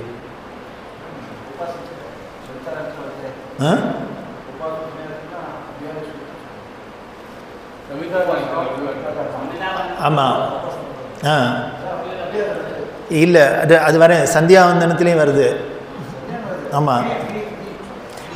பொதுவாக இப்போ அதில் என்ன அப்படின்னா, தேவதைகள் அப்படின்னா இப்போது கோவிலுக்கு போகிறோம், கபாலீஸ்வரர் கோவிலுக்கு போகிறேன், சுவாமி நமஸ்காரம் பண்ணுறேன்னா உடனே அங்கே போய் அபிவாதேக சிவன்னு சொல்லிட்டு இருக்க வேண்டாம். எய்தாப்பில் பிள்ளையார் வர்றார், பிள்ளையார் கோவிலில் போகிறேன் அப்படின்னா அங்கே போய் அவருக்கு சொல்ல வேண்டாம். ஏன்னார், யோ உன்னை இப்படி படைச்சதே இந்த வசிஷ்ட கோத்திரம் படைச்சதுலே அவர் தான், அவருக்கு அப்புறம் நீ என்ன சொல்லி கொடுக்கறது, அவ்வளோதான், தேவையில்லை. ஸோ அவளுக்கு தேவதைகளுக்கு வேண்டாம். ஏன் அப்படின்னர், நீ தேவதைகளுக்கு நேராக இருந்து பார்த்து அபிவாதனம் பண்ணிட்டு அவனுக்கு பிரதிவச்சனம் சொல்கிறாப்புல அவள் சொல்ல போகிறதில்ல, வேண்டாம். அதோடு இல்லை, அவளுக்கு தெரியும், அவளோட ஸ்தானத்தை உத்தேசித்து அவளுக்கு சொல்ல வேண்டாம். நதி, இப்போ பெரிய புண்ணிய நதிக்கு, கங்கைக்கு, சரையோ எல்லாத்துலேயுமே ஸ்நானம் பண்ணுறோம் அப்படின்னா போகிறதுக்கு முன்னால் அதுக்கு பூஜை பண்ணி நமஸ்காரம் பண்ணி ஆற்றுல கங்கா பூஜை பண்ணுறோம் எல்லாம் பண்ணுறோம் அப்படின்னா அப்போ நமஸ்காரம் தான் பண்ணலாம், அபிவாதனம் சொல்ல வேண்டாம். விருட்சம் அப்படின்னா அரசமரம் முதலானத்துக்கெல்லாம் நம்ம விருட்சராஜாயத்தை நமக பூஜை பண்ணுறோம் அப்படின்னா அப்போ வெறுமனே நமஸ்காரம் பண்ணால் போகிறோம், அங்கே அபிவாதனம் வேண்டாம். சபையில் 4-5 பேராக இருந்தாள்னா அவளுக்கு பண்ண வேண்டாம். அவளை அப்போ என்ன பண்ணலான்னா தனித்தனியாக இருக்கிறதே வந்தாள்னா பண்ணணும், சேர்ந்து இருந்தாள்னா பண்ண வேண்டாம். பெரிய சோமயாகம் பண்ணுறோம், அக்னி பண்ணுறோம் அப்படின்னா அப்போ என்னன்னு நீங்கள் பெருசாக அபிவாதனம் சொல்லின்னு இருக்க வேண்டாம். இப்படி இல்லாமல் சொல்லியிருக்கு. அதே மாதிரி ஸ்திரீகளுக்கும் அபிவாதனம் வேண்டாம் அப்படின்னு சொல்லியிருக்கு. அதுலேயும் எக்ஸப்ஷன் என்ன அப்படின்னார், 3 பேருக்கு மட்டும் பண்ணணும். என்ன? 1 அம்மாவுக்கு நமஸ்காரம் பண்ணால் அபிவாதனம் சொல்லலாம். அடுத்தது குரு பத்னி, குருவோட சம்சாரமாக இருந்தால் அவளுக்கு நமஸ்காரம். மூணாவது நேற்றுக்கு நீங்கள் கேட்டது அண்ணாவோட சம்சாரம் மன்னி. ஏனர் அம்மா ஸ்தானம், குரு பத்தினி அவளும் அம்மா ஸ்தானம். இந்த 3 பேர் சொன்னால் கூட 3 பேருக்குமே ஸ்தானம் என்னமோ தாயார் ஸ்நானம் மாத்திருஸ்தானம் தான். அதனால அவளுக்கு மட்டும் அபிவாதனம் சொல்லலாம், மற்றவாளுக்கு மற்ற ஸ்திரீகளுக்கு சொல்லணுங்கிற அவசியம் இல்லை அப்படின்னு சொல்லியிருக்கு. உடனே பெரியவா சொல்கிறா, இதை கடைசியாக சொல்கிறேன் ஏன்னர், உடனே அதுக்கு எல்லோரும் கட்சி கட்டின்னு வந்துடுவா, இப்போதே மேல் சுவனிசம் பொம்மநாட்டிகளுக்கு பிராவதன்னு வந்துடுத்து அப்படின்னு. அதுக்கு பெரியவா சொல்கிறா, எதுக்கா அப்படி சொல்லியிருக்குன்னா அவள் சக்தி அம்சம், அதனால் அவள் எல்லோரும் அம்பாள் மாத்திருஸ்வரூபமாக இருக்கிறதுனால, பராசக்தியாக இருக்கிறதுனால இந்த தாயாருக்கு மட்டும் எப்பொழுதுமே அவள் எந்த ஒரு ஃபார்மாலிட்டியும் பார்க்க மாட்டாள். மற்ற எல்லோரும் பார்ப்பா ஃபார்மாலிட்டி, அப்பா கூட பார்ப்பார், எனக்கு ஒரு நமஸ்காரம் பண்ணால் பாரு அப்படின்பார், அம்மா சொல்லிவிடவும் மாட்டாள். ஸோ அதனால் மாத்திருஸ்தானம் சக்தி ஸ்தானமாக இருக்கிறதுனால அவளுக்கு எல்லாம் தெரியும். அதனால் என்னை பற்றி நான் சொல்லி தான் தெரிஞ்சுக்கணுங்கிறது இல்லை, அவளுக்கு வேண்டான்னு சொல்லியிருக்கு. அதனால் அதை தப்பாக எடுத்துக்கப்படாது. இப்போ சொல்கிறா, இப்போ ஸ்திரீகளுக்கு சொல்லப்படாது, எங்களுக்கு மட்டும் மட்டும் தட்டேன்னு சொன்னால் அப்போ இனிமேல் அவங்களோட சேர்ந்துன்னு அக்னி தேவதைகள் இல்லாமல் சண்டைக்கு வரணும். நாங்கள்லாம் மட்டும் என்ன தப்பு பண்ணோம், எங்களுக்கெல்லாம் மட்டும் அபிவாதனம் சொல்லலை, இன்ட்ரடக்ஷன் சொல்லலை, நாங்கள் அனுகிரகம் பண்ண மாட்டோம், கத்த வேண்டியதான் எல்லோரும். ஸோ அதனால் தாத்பரியம் அது இல்லை. அதோடு இல்லை, இந்த நமஸ்காரம் பண்ணுறதையே எப்படி பண்ணோம் அப்படின்னு, அப்படி தம்பதிகளாக இருந்தால் சேர்த்து தான் பண்ணணும். பண்ணுறவனும் தம்பதியாக பண்ணினான்னா ரொம்ப விசேஷம், பத்தினியோடு சேர்ந்து அவளுக்கு அவள் எய்த்தாப்பில் பண்ணப்படுறவாளும் அவளை தம்பதிகளாக இருந்தால் மாமியை கூப்பிடுங்கோ அப்படின்னு சேர்த்து வச்சு பண்ணிட்டா, இப்போ 2 பேரும் நிற்கிறதே சொன்னால், ஒரே இடத்துல சொன்னால் 2 பேரும் காலில் விழும் இல்லையோ.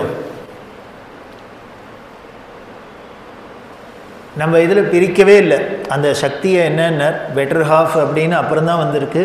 நமக்கு பாதியாகவே இருக்கிறதுனால, புருஷனில் பாதியாக இருக்கிறதுனால இவனுக்கு எது பண்ணினாலும் அவளுக்கும் போய் சேருது. ஸோ அந்த ஒரு நியாயத்தில் தான் இவளுக்கு ஸ்பெஷலாக தனியாக சொல்ல வேண்டாம்னு சொல்லித்தே வழிய ஒன்றும் வேறு ஒன்றும் அதில் வித்தியாசப்படுத்தலை. இப்படி அவளை காலத்தொட்டு அபிவாதனம் சொல்லணும் அப்படிங்கிறதே. அப்போ சொல்கிறா, நமக்கு ஒரு பல விதத்தில் நமக்கு இப்படி யதோக்தமாக நமஸ்காரம் பண்ணுறதே என்னென்னா, 8 அங்கங்களும் பூமியில் படுறாப்பில் இல்லை பஞ்சாங்கமும் படுறாப்பில் பண்ணி நமஸ்காரம் பண்ணி அபிவாதனம் சொல்லி அவளோட ஆசீர்வாதத்தை வாங்கிக்கிறது. இப்படி பண்ண முடியாத இடத்துல, அதுக்கு வசதி இல்லை, இடம் போகிறல்ல, இல்லை அவர் அவசரமாக போயிட்டே இருக்கார் அப்படின்னா, இருங்க ட்ரெயினை பிடிக்கணும் அப்படின்னா, நான் அபிவாதியை சொல்கிறேன்னா, அது மாதிரி சந்தர்ப்பத்தில் என்ன பண்ணலான்னார், இந்த நமஸ்காரத்துக்கு ஆல்டர்னேட்டாக சிலதெல்லாம் சொல்லியிருக்கு. அதில் தான் நமக்கு அஞ்சலி அப்படின்னு 2 கை கூம்புறதுனாலே பூ மாதிரி தானே இருக்குது, தாமரைப்பு மாதிரி கூம்பிடுறது, அதனால தான் அதுக்கு கூப்புறோம். கும்பிடுறதுனாலே இந்த கூப்புறது தான். அப்போ என்ன பண்ணோம்னார், அஞ்சலி ஹஸ்தமாக பண்ணணும். அந்த அஞ்சலி ஹஸ்தத்தையும் யாராருக்கு எப்படி பண்ணணுங்கிறது அதுக்கும் விதி. அதில் என்ன அப்படின்னு, தேவதைகளை பார்த்தாக்க கோயிலில் இப்போ சுவாமி எய்த்தாப்பில் வரார் அப்படின்னா, அவருக்கு விழுந்து நமஸ்காரம் பண்ண முடியல, அஞ்சலி தான் பண்ணோன்னா, அப்போ மாருக்கு நேராக இப்படி வச்சுக்கணும் சுவாமிகிட்ட. இப்படி தான் அஞ்சலி பண்ணலாம் தேவதைகளுக்கு. இதே குரு வந்துட்டார் அப்படின்னா, அவரை விழுந்து நமஸ்காரம் பண்ண முடியல அப்படின்னா, அப்போ அவருக்கு புருவத்துக்கு நேராக இப்படி கூப்பணும், புருவத்துக்கு நேராக கூப்பிடணும். ஏன்னா அதுதான் ஆக்ஞா சக்கரம் அங்கே தான் இருக்குது. அந்த ஆக்ஞா சக்கரத்தில் நமக்கு அந்த குருங்கிற அதுக்கு பெரிய வியாக்கியானம் பண்ணியிருக்கா. அந்த ஆக்ஞா சக்கரத்தினால என்ன, இந்த குருவுக்கும் அதுக்கும் என்ன சம்பந்தம் அப்படின்னா, நமக்கு இந்த ஞான எழுச்சியை அறிவு எழுச்சியை கொடுக்கறதே கிளப்பி விடுறதே அவர் தான். ஸோ அதனால் குருவுக்கு பண்ணுறதே இப்படி. அதே மாதிரி நம்மளோட இஷ்ட தேவதை, ரொம்ப நமக்கு பிடிச்ச சாமி இஷ்ட தேவதைன்னா அதை எப்படி பண்ணணும்னு, அவருக்கு நமஸ்காரம் பண்ணுறதே அப்படி தலைக்கு மேலே இப்படி தூக்கணுமா. எவ்வளவுக்கு நம்ம கையை தூக்க முடியுமோ அவ்வளவுக்கு கையை தூக்கி அஞ்சலி பண்ணினா இது நம்ம இஷ்ட தேவதைன்னு அர்த்தம். சரி, எனக்கு ராமரை தான் ரொம்ப பிடிக்கும், அதனால் எங்கேயான ராமரை பார்த்தா இப்படி தூக்கணும். அடுத்தது எனக்கு எல்லா சுவாமியும் பரவாயில்ல, அதனால் அவள்கிட்டலாம் வெறுப்பெல்லாம் கிடையாது, பிடிக்காதுலாம் கிடையாது அப்படின்னா அவளையும் பார்த்தா நமஸ்காரம் பண்ணணும்னா அப்போ தலைமையில் வச்சுக்கணும். தலையில் இடிக்கிறாப்பில் வச்சுட்டா என்னோட கிரேடு 2 சுவாமிகள். அதுக்கு மேலே தூக்கிட்டேன்னா இதுக்கு மேலே தூக்கினா என்னோடய இஷ்ட தெய்வம் அதான் அப்படின்னு மேலே தூக்கணும். அப்புறம் இஷ்டம் இல்லாத தெய்வம்னு சொல்ல முடியாது, அதனால் இஷ்டம் இல்லாத தெய்வம்னா நமஸ்காரமே பண்ண போகிறது இல்லையா. அதனால் மற்ற தேவதைகளுக்கு இப்படி. அப்போ இங்கே தேவதைன்னு சொன்னாலே என்ன, நீ இப்படி வேணாலும் பண்ணிக்கோ, இல்லை இப்படி வேணாலும் பண்ணிக்கோ, சௌரியப்படி அது பண்ணிக்கலாம். சரி, அப்பாவுக்கு நமஸ்காரம் பண்ணால் எப்படி பண்ணோம் அப்படின்னு. அப்பாவுக்கு வெறுமனே நமஸ்காரம் பண்ணுறோம், இல்லை நமஸ்காரம் பண்ண முடியல, அவருக்கு கும்பிட தான் முடியிறாப்பில் இருக்குது அப்படின்னா அப்போ என்ன பண்ண, வாய்க்கு நேராக வச்சுக்கணுமா. பிதாவுக்கு வாய்க்கு நேராக இப்படி வச்சுட்டு நமஸ்காரம்ப்பா அப்படின்னு அப்படி சொல்லணும். ஏன்னர் அது ரொம்ப வியாக்கியானம் பண்ணி போகிறா. ஏன்னர் நமக்கு வாய்க்கு நேரம் ஏன் அப்பாவுக்கு சொல்லணும் அப்படின்னர், ஒன்றும் இல்லை, நம்ம வாயால் சாப்பிட்றோம், இந்த சாப்பிட்றதுக்கு படிப்பு வேண்டிருக்கு, அந்த படிக்கணுன்னா சம்பாதிக்க வேண்டிருக்கு, சம்பாதிக்கணுன்னா படிப்பு வேண்டிருக்கு. இந்த படிப்பு யார் சொல்லி கொடுத்தார்? இந்த அப்பா தான் போட்டார். அதனால் இன்றைக்கி நாம் வாயால் பண்ணுற காரியம் எதுவாக, நான் பேசுகிறதா இருக்கட்டும், கெட்டிக்காரனாக இருக்கேன், பேசுகிறதா இருக்கட்டும், எனக்கு வித்தை வந்ததாக இருக்கட்டும், எதுவாக இருந்தாலும் இது இத்தனைக்கும் மூலம் எங்கேருந்து வந்ததுன்னர் அவர் பண்ணின காரியத்தினால. அதனால் அப்பாவுக்கு பண்ணுறதே வாய்க்கு நேரம் வச்சுக்கோ. இப்போ அம்மாவுக்கு பண்ணணுன்னா என்னென்ன, வயத்துக்கு நேரம் வச்சுக்கணுமா. அம்மாவுக்கு அஞ்சலி பண்ணோன்னா வயத்துக்கு நேரம் காமிக்கணும். ஏன்னர் இங்கே தான்மா நான் இருந்தேன், இங்கே தான் என்னை வச்சுருந்தேன் அப்படின்னு வயத்துக்கு நேரம் வச்சுக்கிறது. இப்படி ஒரு அஞ்சலி கையை எடுத்து கும்பிடுறதுல கூட இத்தனை விஷயம் இப்படி பண்ணணும். பண்ணினா அது அவளுக்குங்கிறது அது நீ சொல்லவே வேண்டாம். நீ யாரையானு பார்த்து இப்படின்னு பண்ணின அப்படின்னா அது சரி. சாமானிய ஜனங்கள்லாம் எல்லோரும் இருக்கா, இல்லை வயசில் பெரியவா இருக்கா, அவள் இருக்கா, எல்லோரும் பார்க்குறா. அவளெல்லாம் பார்த்தா எப்படி கும்பிட்றது, இப்படி கும்பிடுமா, இப்படி கும்பிடுமா, இப்படி கும்பிடுமா என்ன. அப்போ இதை தவிர, இதை சொல்லத்தை தவிர மீதி யாராக இருந்தாலும் நெஞ்சுக்கு நேர காமிக்க வேண்டியதுதான்.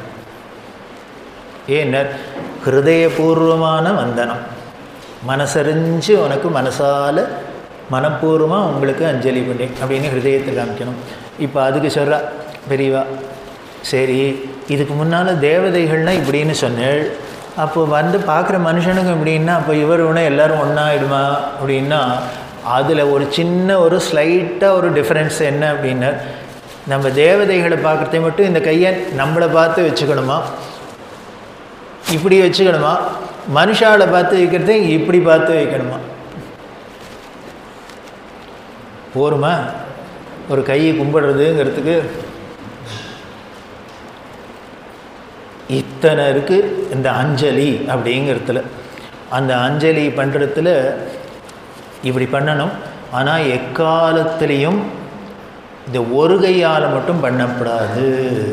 நேற்றுக்கே சொன்னேன், ஏகஹஸ்த பிரணாமஸ்ச ஹந்தி புண்ணியம் புராதனம் அப்படின்னு.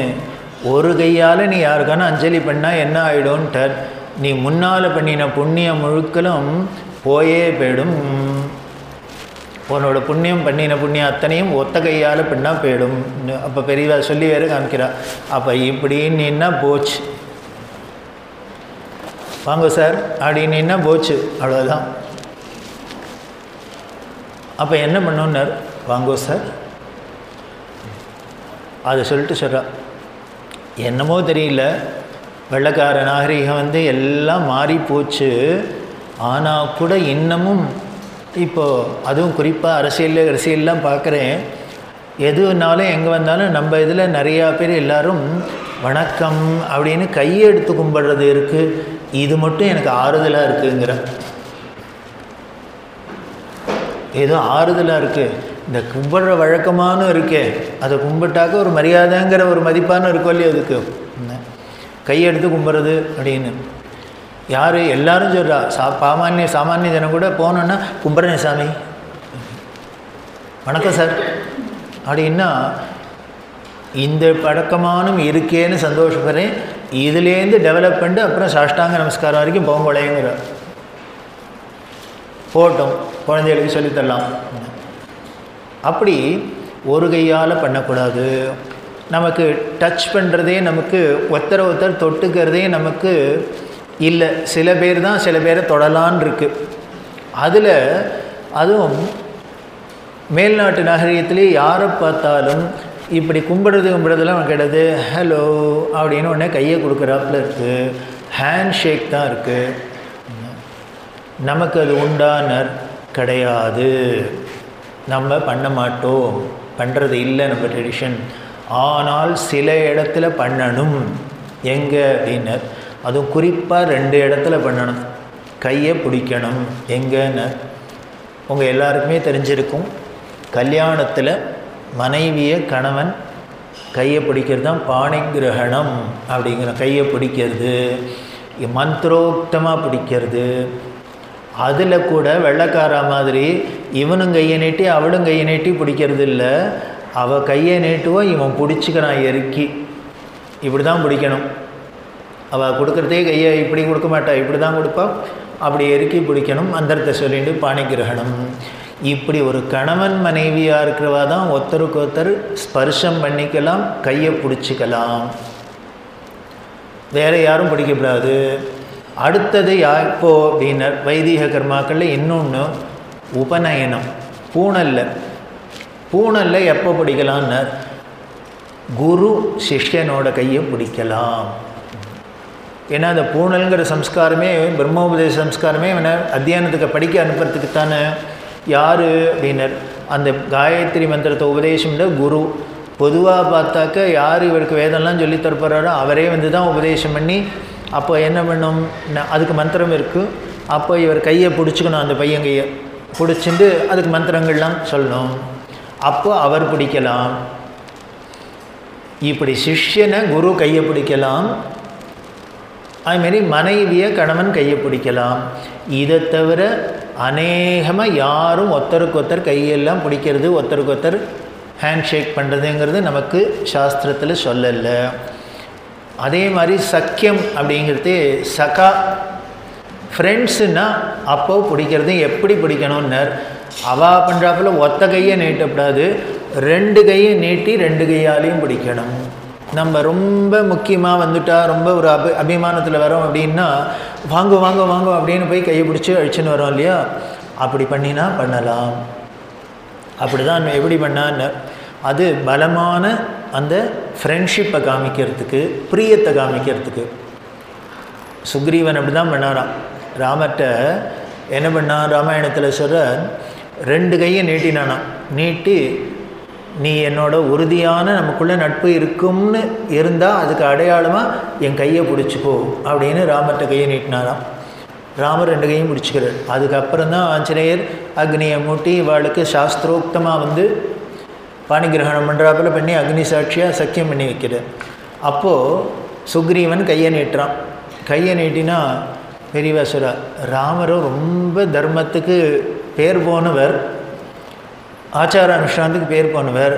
இவன் கையை நீட்டினான்னா அவர் என்ன பண்ணுவார், பிடிக்கிறதா வேண்டாவா, நமக்கோ ஸ்பர்ஷம் போடாது, என்ன பண்ணுறது யோஜனை பண்ணுவாராம். பண்ணிவிட்டு அப்புறம் என்ன, ஓ இப்படி ஒரு கிளாஸ் இருக்குது, அதில் சக்கியத்துக்காகன்னா பிடிக்கலாம் அப்படின்னு அவரும் யோஜனை பண்ணாது டக்கான்னு பிடிச்சுன்னு விட்டார். பிடிச்சாரா. இப்படி கையை பிடிக்கிறதுங்கிறது 2 கையும் பிடிக்கணும், ஒத்த கையை பிடிக்கக்கூடாது.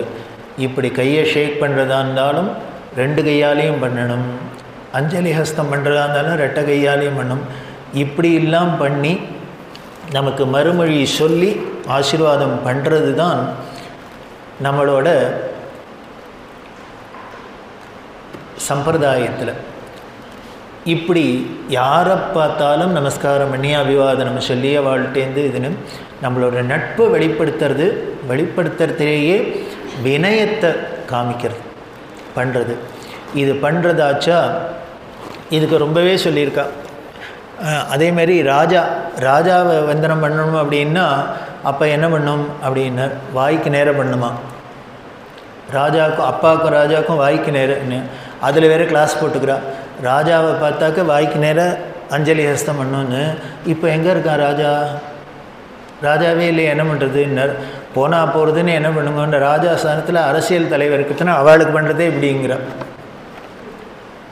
ராஜாஸ்தானத்தில் வேறு ஒருத்தரையும் வைக்க முடியாது, அவளை தான் வச்சானு.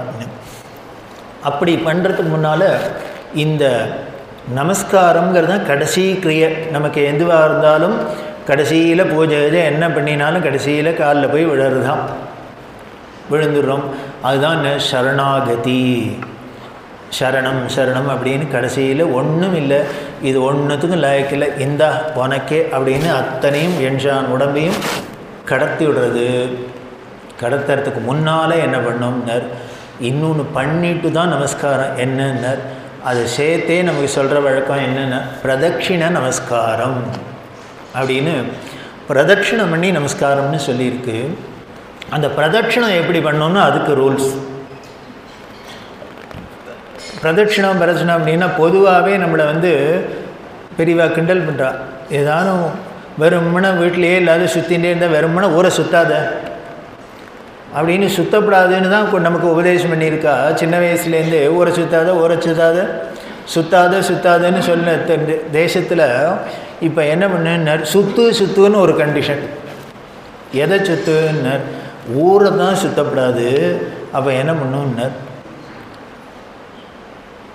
ரெண்டை சுற்றலாம். எதன்னார், ஒன்றையே சுற்றிக்கோ, இன்னொன்று என்னன்னார், இந்த ஊர் அத்தனையும் அண்டச்சராச்சரமும் சுற்றுறதுக்கு காரணமாக ஒன்று இருக்குது, அதை சுற்று, அந்த பிரம்மம். அதுக்கு உதாரணம் என்னன்னார், இந்த பிரதட்சிணம்ங்கிற தத்துவமே எதுலேருந்து நம்ம மகான்கள்லாம் ரிஷிகள் சொல்லியிருக்கான்னர். இந்த அண்டச்சராச்சரமும் என்ன பண்ணுறதுன்னர், சுற்றின்ண்டே தான் இருக்குது, சும்மாவே இல்லை, சுற்றின்னு இருக்குது. எதை சுற்றுறதுன்னர், சோலார் சிஸ்டம் அப்படின்னு அந்த சூரியனை வச்சுண்டு மீதி எல்லாம் சுற்றுறது. நமது ஜோதிஷ ரீதியாக பார்த்தா நவகிரகம் அப்படின்னு சொல்கிறோம். அஸ்ட்ரானமியில் பார்த்தா இந்த ராகு கேது எல்லாம் ஒத்துக்கிறதில்ல, யுரேனஸ் நெப்டியூன் ப்ளூட்டோ அப்படின்லாம் சொல்லி அவளும் 9 தான் சொல்கிறா. அதில் பூமியை சேர்த்துருக்காவா. ஆனால் இந்த நவகிரகம் ஜோதிஷத்தில் பூமியை சேர்க்கல, மீதி 9 கிரகமாக சொல்லியிருக்கு. இது எல்லாமே என்ன பண்ணுதுன்னா நடுநாயகமாக ஒரு சூரியனை வச்சுட்டு அதைத்தான் சுற்றின்னு வருது. அது சுற்றுறதே என்ன பண்ணுறதுன்னா வெறுமனை அதை மட்டும் சுற்றலை, தன்னையும் சுற்றிண்டு அதையும் சுற்றுறது. அதனால தான் நமக்கும் இந்த பிரதட்சிணத்தில் ஆத்ம பிரதட்சிணம்னு நம்மளையே நாம் சுற்றிக்கிறது. அப்புறம் கோவிலில் சுவாமியை எதையோ நமக்கு எதெல்லாம் வசந்ததாக தோன்றதோ அதை பிரதட்சிணம் பண்ணுறோம். ஆனால் இதில் ஒரே ஒரு வித்தியாசம் என்னென்னா, இந்த சிஸ்டத்தில் பிரபஞ்சத்தில் இந்த அண்டச்சராச்சரங்களில் அந்த கோலங்கள்லாம் சுற்றுறதுக்கும் நாம் சுற்றுறதுக்கும் என்ன ஒரு பெரிய வித்தியாசம்னா, அது எல்லாமே அப்பிரதட்சிணமாக சுற்றுறது, ஆன்டி கிளாக் வைஸ் சுற்றுறது. ஒன்றும் நேர சுற்றுறது இல்லை. அதாவது மேற்கேந்து ஆரம்பித்து கிழக்க போகிற பூமி சுற்றுறதையே சொல்கிறா. எப்படி ஆரம்பிங்க, மேற்கேந்து ஆரம்பித்து சூரியனை கிழக்கால சுற்றின்னு வருது அப்படின்னா ஆன்டி கிளாக் வைஸாக வருது. அது அப்படி ஆரம்பித்து இப்படி வந்துன்னு இப்படி போகிறது. அது அப்படி வரத்துனால தான் நமக்கு இந்த தட்சிணாயனம் உத்தராயணம் முதலான இதெல்லாம் வரதெல்லாமே அதை சுற்றின்னு வரதே அப்படி தான். அதே போல் தன்னைத்தானே சுத்தரத்தில் தான் பகல் ராத்திரிங்கிறது ரெண்டும் வந்துடுறது. இப்படி எல்லாம் சுற்றுறது தான் ஆன்டி கிளாக் வைஸில் சுற்றுறது. ஆனால் நாம் என்ன பண்ணுறோம்னா சாஸ்திரத்தில் ஆன்டி கிளாக் வைஸாக சுற்றப்படாது, கிளாக் வைஸாக சுற்றணும். தமிழ் அழகாக பேர் வச்சுருக்கிற வலம் பிரதட்சிணம் அப்படிங்கிறது, அதாவது நம்ம ஆரம்பிக்கிறதையே தட்சிண திசையை நோக்கி, அதாவது கிழக்க பார்த்து ஒருத்தர் இருக்கார் அப்படின்னா ஒன்று இருக்குன்னா அந்த பிரேட்சணம் பண்ணால் முதல்ல தெற்கால போய் மேற்கால வடக்கால தான் கிழக்கால வந்தால் தான் பிரேட்சணம் ஆகும். ஸோ அப்படி தட்சிண திசையை தூக்கிண்டே போகிறதுனாலே இருக்குது. அதோடு இல்லை, ஒருத்தருக்கு வலது பக்கத்தை தட்சிண பாகம் அப்படின்னு சொல்லி, இடது பக்கத்தை வாமபாகம் அப்படின்னு சொல்கிறது. அதனால் தட்சிணம் அப்படின்னு சொல்கிறது பிரதட்சிணம்னு சொல்கிறோம். ஆனால் தமிழில் ரொம்ப அழகாக பேர் வச்சுருக்காங்க, வலம் வருது அப்படின்னாலே வேறு ஒன்றும் இல்லை. எதை சுத்தரமோ அதுக்கு வலது பக்கம் நம்மளை வலது பக்கத்தையே காமிச்சுன்னு இருக்கணும், அவ்வளோதான். இடது பக்கத்தை காமிக்கக்கூடாது, ரைட் சைடையே காமிக்கணும். அப்படின்னா இப்படி ஒன்று இருக்குன்னா நான் இங்கே இருக்குது அப்படின்னா இப்படி பிரதட்சிணமாக போனீங்கன்னா தான் பிரதட்சிணமாகும். என்னோடய வலது பக்கம்தான் அதுக்கு தெரியும். அதனாலே வலம்னு சொல்லியிருக்கு. அது ஏன் பிரபஞ்சத்தில் அதெல்லாம் இடமா சுற்றுறது, நம்ம மட்டும் பலமாக சுற்றணும்னா வேறு ஒன்றும் இல்லையா. அது எல்லாம் பௌதீக சௌக்கியத்துக்காக சுற்றுறது. அது எல்லாமே இந்த பூமியோட பௌதீகம், பாஞ்ச பௌதீகம் அப்படின்னு சொல்ல இது எல்லாமே இந்த பிரபஞ்சத்தில் இந்த லௌகீக விஷயத்துக்காக நடக்கிறது தான். அப்போ லௌகீக விஷயத்துக்கு நடக்கிறதே அது இடமா போகிறது. என்ன அந்த இடது பக்கம் தானே அம்பாள் பக்கமாக இருக்கா சக்தி.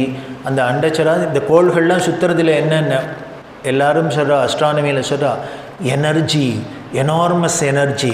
அதைத்தான் அது எப்படி சுற்ற வைக்கிறதுன்னு படு வேகமாக சுற்ற வைக்கிறது அப்படின்லாம் சொல்கிறா இல்லையா. அது படு வேகமாக சுற்றுறது.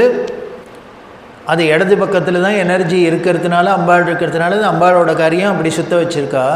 ஆனால் நமக்கு என்னென்ன இப்படி எத்தனை நாளைக்கு தான் சுற்றிகிட்டே இருக்கிறது லௌகீகத்தில். இதை சுற்றி எங்கேயோ ஒரு இடத்துல ஆன்மீகத்தில் வந்து நிற்கணுமோ இல்லையோ, சாந்தத்தில் அமைதியில் இருக்கணும். அப்போ என்ன பண்ணணும்னு அதுக்கு நெகட்டிவாக பண்ணணும். அது இடமா சுற்றுறது, ஃபாஸ்ட்டாக சுற்றுறதா. அப்போ நீ என்ன பண்ணு, வலமாக சுற்று, ஸ்லோவாக சுற்று. அப்படி பண்ணினீன்னா என்னென்ன அது லௌகீகத்துக்கு, அது எனக்கு ஆன்மீகத்துக்கு வேணும்னா இதுதான் நான் அடைய வேண்டியது சாந்தம். அப்போது வேகமாக சுற்றுறதே நமக்கு அமைதியாக இருக்குமா, மொள்ள சுற்றினா அமைதியாக இருக்குமா.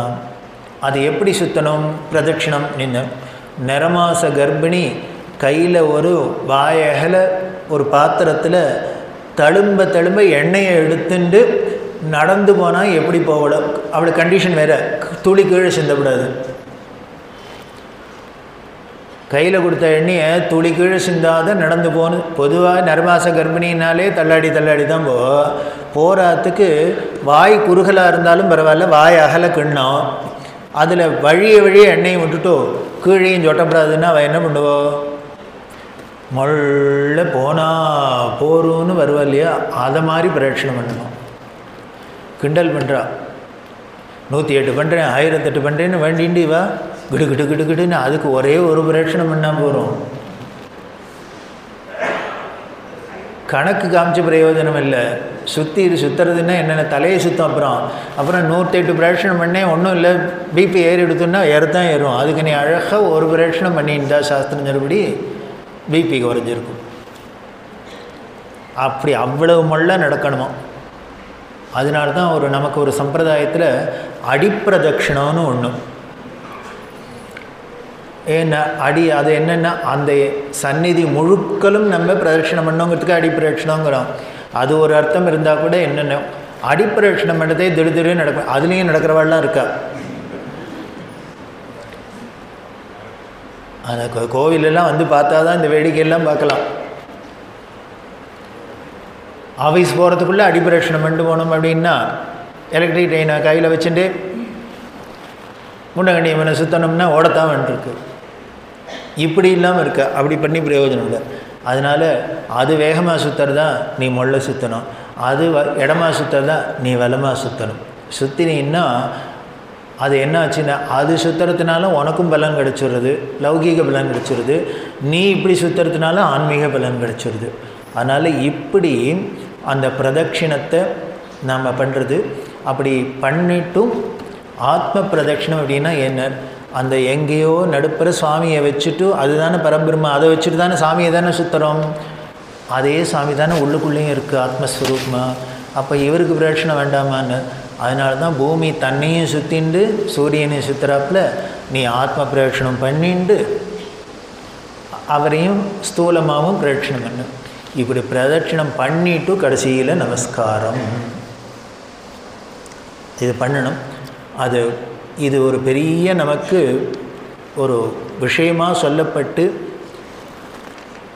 ரொம்ப விவரமாக நமக்கு ஒரு நமஸ்காரம் பிரதட்சிணம் அப்படிங்கிறது எவ்வளவு டீட்டெயிலாக நமக்கு ரிஷிகள்லாம் கொடுத்துருக்கா.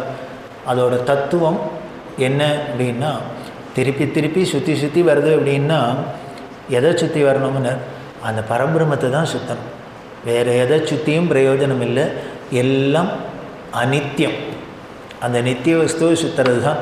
அதனால் அந்த பிரதட்சிண தத்துவம் அப்பர் சுவாமி சொல்ற சரீரம் எதுக்கு இருக்குது, கால்களால் என்ன பயன், அதன் கோயில் வலம் வந்து பூக்கையால் அட்டி போற்றி எண்ணாது இவ்வாக்கையால் பயன் என் அப்படின்னு சொல்கிறாளே. உனக்கு இந்த உடம்பு இருக்கிறதோட பிரயோஜனம் என்னன்னு, அந்த கால் இருக்கிறதோட பயன் என்னென்ன, அதன் கோயில் வலம் வந்து அதை கோவிலில் போய் சுற்றுறது பிரதட்சிணம் பண்ணுறதுக்கு தான். அப்படி பிரதட்சிண நமஸ்காரம் பண்ணி நம்மளோட பிரார்த்தனையை சுவாமிகிட்ட பூஜையில் கடைசியாக அர்ப்பணம் பண்ணுறோம். கடைசியில் அந்த டோட்டலாக விழுந்து கிடக்கிறதே சரணாகதி சரணாகதின்னு பண்ணுறோம். அப்படி இருக்கிற அவர் நமக்கு இதெல்லாம் இப்படி சொல்லி கொடுத்து இதை எப்படி நாம் உபயோகப்படுத்தணும் அப்படின்னு சொல்லிட்டு அப்போ சொல்கிறான். நான் இந்த விஷயத்தை ஏன் சொல்லணும் அப்படிங்கிற அது முதல்ல அதுக்கு முன்னால் சொன்னேன். இந்த டாப்பிக்கை ஏன் ஆரம்பித்தேன் நமஸ்கார மகாத்மியத்தை அப்படின்னா, இன்றைக்கி ஒருத்தர் ரொம்ப வருத்தப்பட்டுட்டார், அடங்காமல் ரொம்ப ஜாஸ்தியாகிடுதுன்னு. நம்ம தேசத்தில் அப்படி இருக்கலாமா, நம்ம சம்பிரதாயத்தில் நம்ம சனாதன தர்மத்தில் அப்படி இருக்கலாமா, இருக்கக்கூடாது. அதனால் இதை விவரித்து சொல்லணும்னு தோணித்து, சரி இதை நான் ஏன் சொல்லணும் அப்படின்னா அதுக்கு சொல்லிக்கிறா.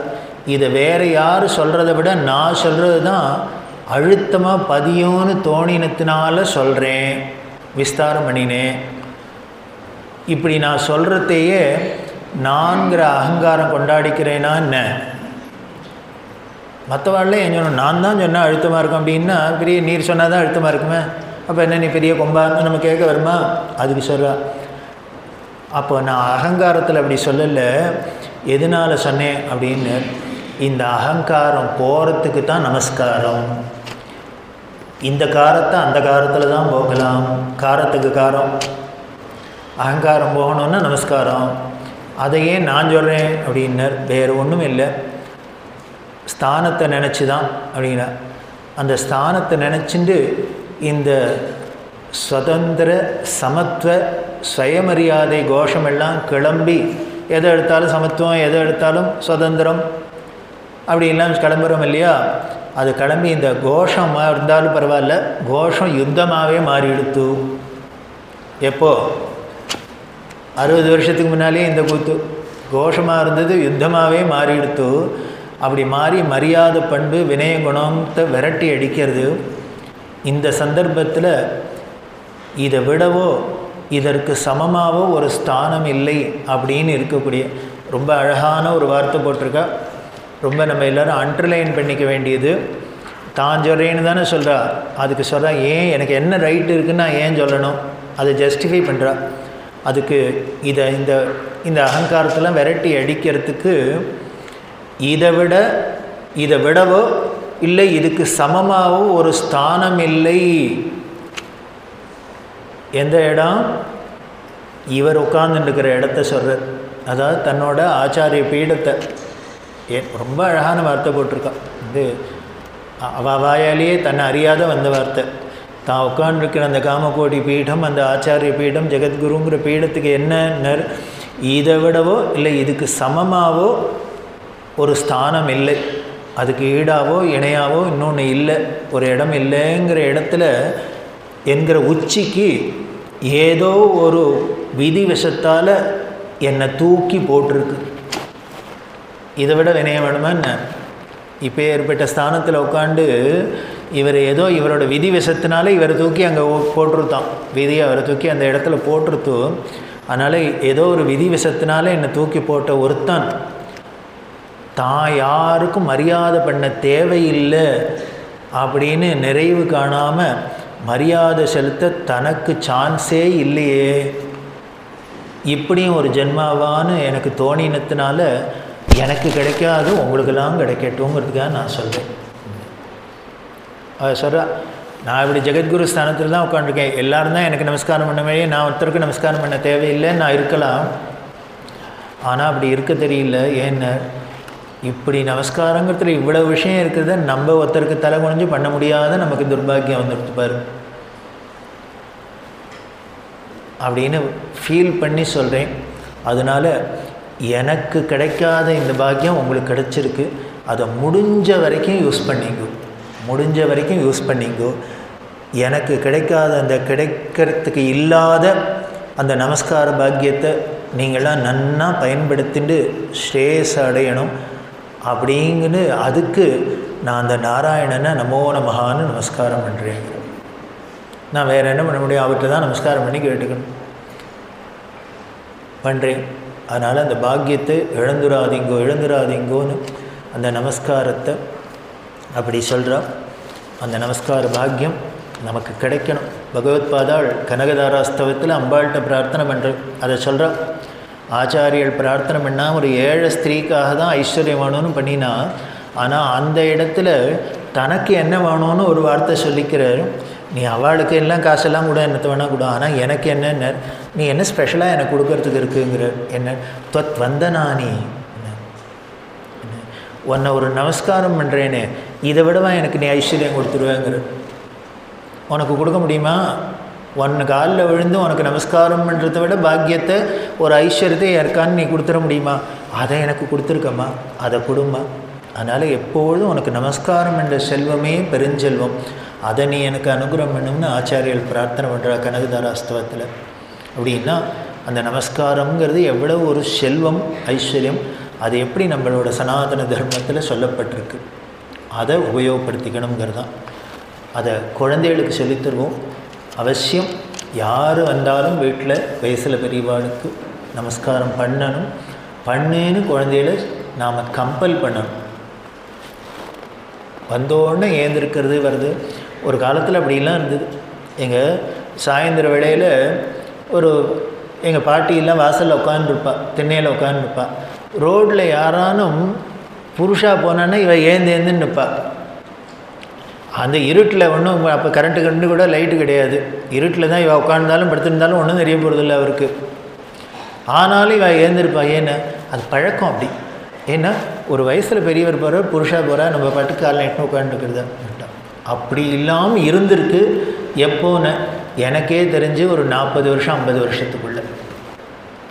அப்படின்னா ஒரு 30-40 வருஷத்தில் ஒரு சமுதாயத்தை, ஒரு கலாச்சாரத்தை, ஒரு சனாதன தர்மத்தை எவ்வளவு தூரம் சீரழிச்சிருக்கோ அப்படிங்கிறது தான் நம்ம கண்ட பெருமை. நம்ம குழந்தைகள்லாம் புத்திசாலிங்கிறமே பெருமைப்பட்டுக்கிறமே. இந்த புத்திசாலித்தனத்தினால நம்ம அடைஞ்ச லாபம் என்னென்ன? நல்ல சம்பிரதாயத்தை, நல்ல ஒரு தர்மத்தை அழிச்சது தான். அழிச்சிட்டோன்னு கூட தெரியாத இருக்கிறது தான். அதுதான் இதை விட என்ன பெரிய கஷ்டம். இவ்வளோ ஒரு சொத்து இருந்தது, அதோட வேல்யூ தெரியலன்னுட்டோம். இவ்வளோ ஒரு வேல்யூபிள் சொத்து இருந்தது, அது திருட்டு போயெடுத்து கொள்ளை போயெடுத்துன்னு கூட தெரியாத தூங்கின்னு இருக்கோம். அப்படின்னா இதை விட துர்தசை வேறு கிடையாது. அதுலேருந்து முழிச்சுக்கணும். அதுலேருந்து நமக்கு ஒரு பிரஜை வரணும். அதுக்கு தான் பெரியவா தெய்வத்தின் குரலில், இந்த தெய்வத்தின் குரல் வேறு எதுக்காகவும் இல்லை. நம்மளோட இந்த ட்ரெடிஷன், நம்மளோட சனாதன தர்மம், நம்மள்கிட்ட என்னென்னலாம் இருக்குது சொத்து, அதை போனது போக மீதியான எவ்வளவு பாதுகாக்கணுங்கிறதுக்காக தான் ஒரு 100 வருஷம் அவர் நம்மளோட பாடுபட்டு இப்படி கதறி இருக்கிறது. இதை எடுத்து படித்து பாருங்க. தனியாக படித்து பார்க்கறதே கண்ணால் ரத்தம் வருது. நாம் இனிமேல் நமஸ்காரம் பண்ணால் என்ன, பண்ணலை என்னன்னு, யாராவது நமக்கு ஆசீர்வாதம் பண்ணால் என்ன, சபிச்சா என்ன, இவரையே இந்த வருத்தப்படணும், இவரையே இவ்வளோ தாபப்படணும். அதுதான் குரு. அதுதான் குரு மாதா, குரு பிதா, குரு அமுச்சி, குலதேவதா. அது வெறும் குரு மட்டும் இல்லை, நமக்கு அம்மா, அப்பா, தெய்வம் சர்வமும் அதுவாக இருக்கிறதுனால நம்ம நன்னா இருந்தால் அவளுக்கு சந்தோஷம், நம்ம கஷ்டப்பட்டால் அவளுக்கு கஷ்டம்.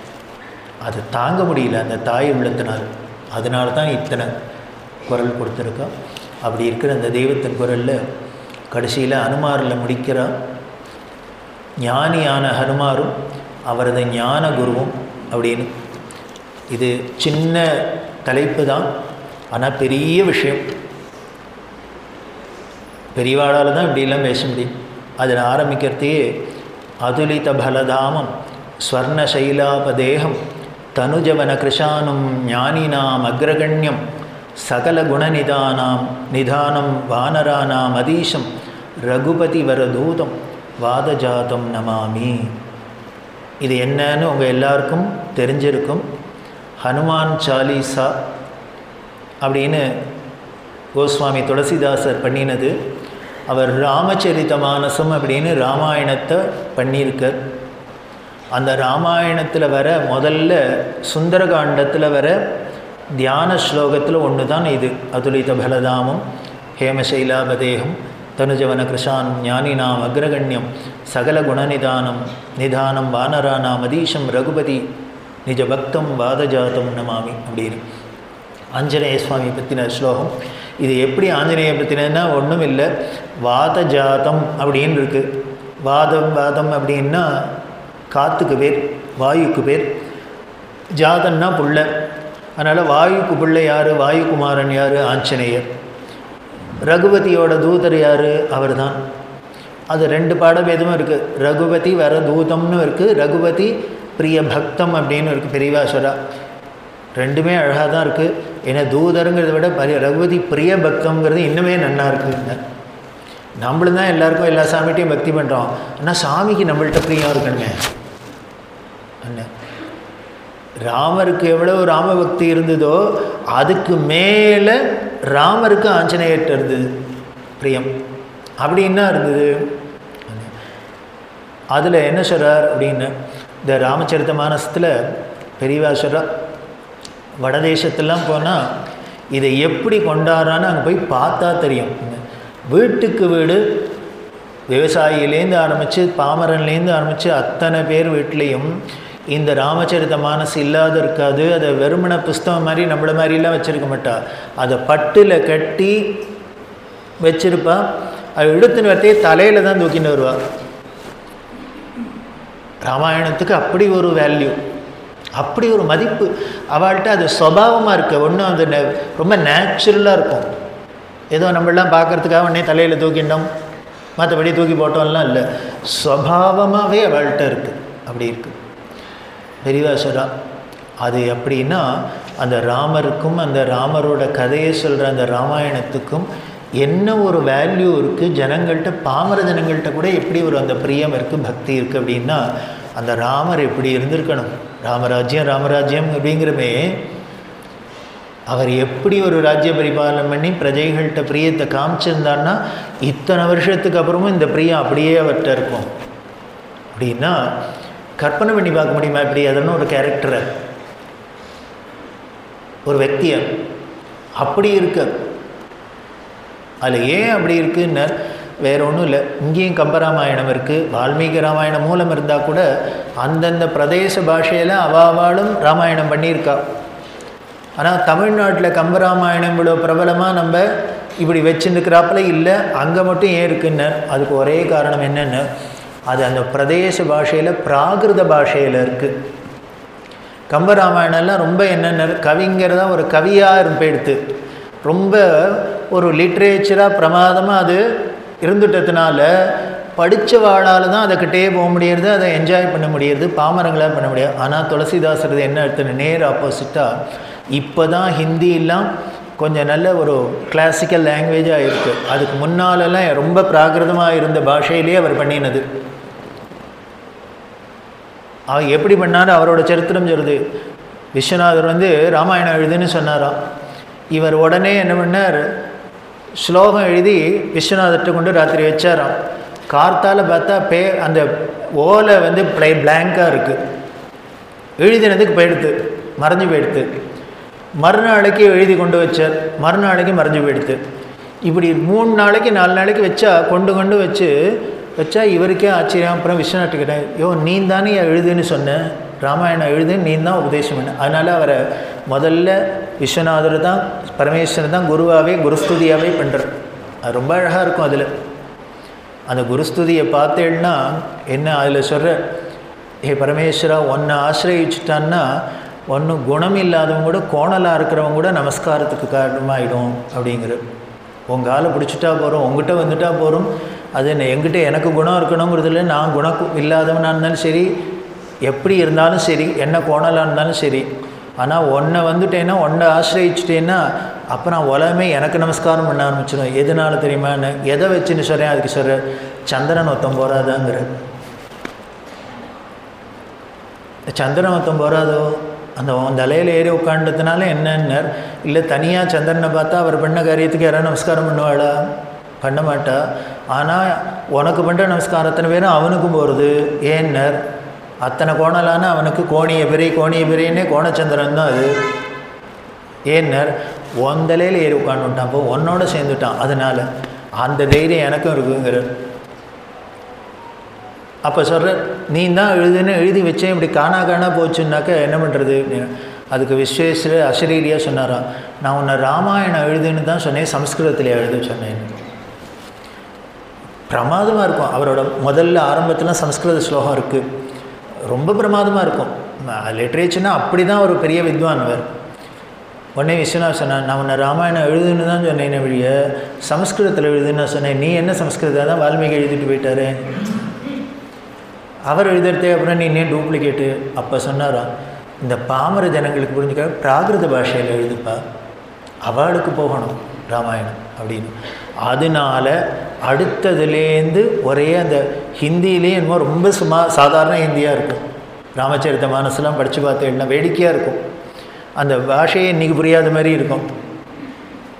அப்படி பிராகிருத பாஷையில் இருக்கிறதுனாலேயே அத்தனை பாமர ஜனங்களும் பார்த்தோன்னே படித்து தெரிஞ்சுக்கிறாப்புல ஆயிடுது. இப்படி சர்வ ஜனங்களுக்காகவும் ராமாயணம் வரணுங்கிறதுனால விஸ்வநாதர் சங்கல்பித்து அனுகிரகம் பண்ணி துளசிதாசர் பண்ணினது.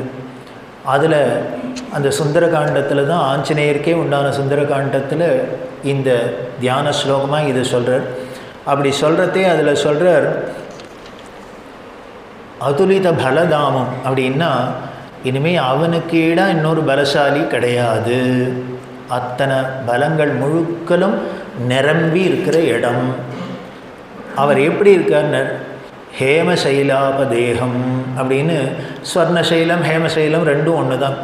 அவர் உடம்பு எப்படி இருக்குன்னார், தக தக தக தக தகன்னு தங்க மலை மாதிரி இருக்கான். காஞ்சனாத்ர கமனீய விக்கிரகம் அப்படின்னு தங்க ரேக்கு மாதிரி அப்படி இருக்குது. பெரியவா சொல்றா, பொதுவாகவே யாரானும் ரொம்ப பின்னால் சொல்ல போகிறார் கெட்டிக்காரன் அப்படின்னு சொல்ல போகிறார். அவருக்கு என்னன்னார், அவர் நவவியாக்கரண பண்டிதர்லாம் வேறு அவருக்கு சொல்லியிருக்கு, இருக்கிறதுலே புத்திசாலி அவர், புத்திமதாம் வரிஷ்டம் அப்படின்னு. புத்திசாலிகள்லேயே சாதாரண புத்திசாலி, புத்திசாலிகள்லேயே டாப்பு. அப்படி இருக்கிறவர் பொதுவாக ரொம்ப புத்திசாலியாக இருந்தால் நோஞ்சானா இருப்பா.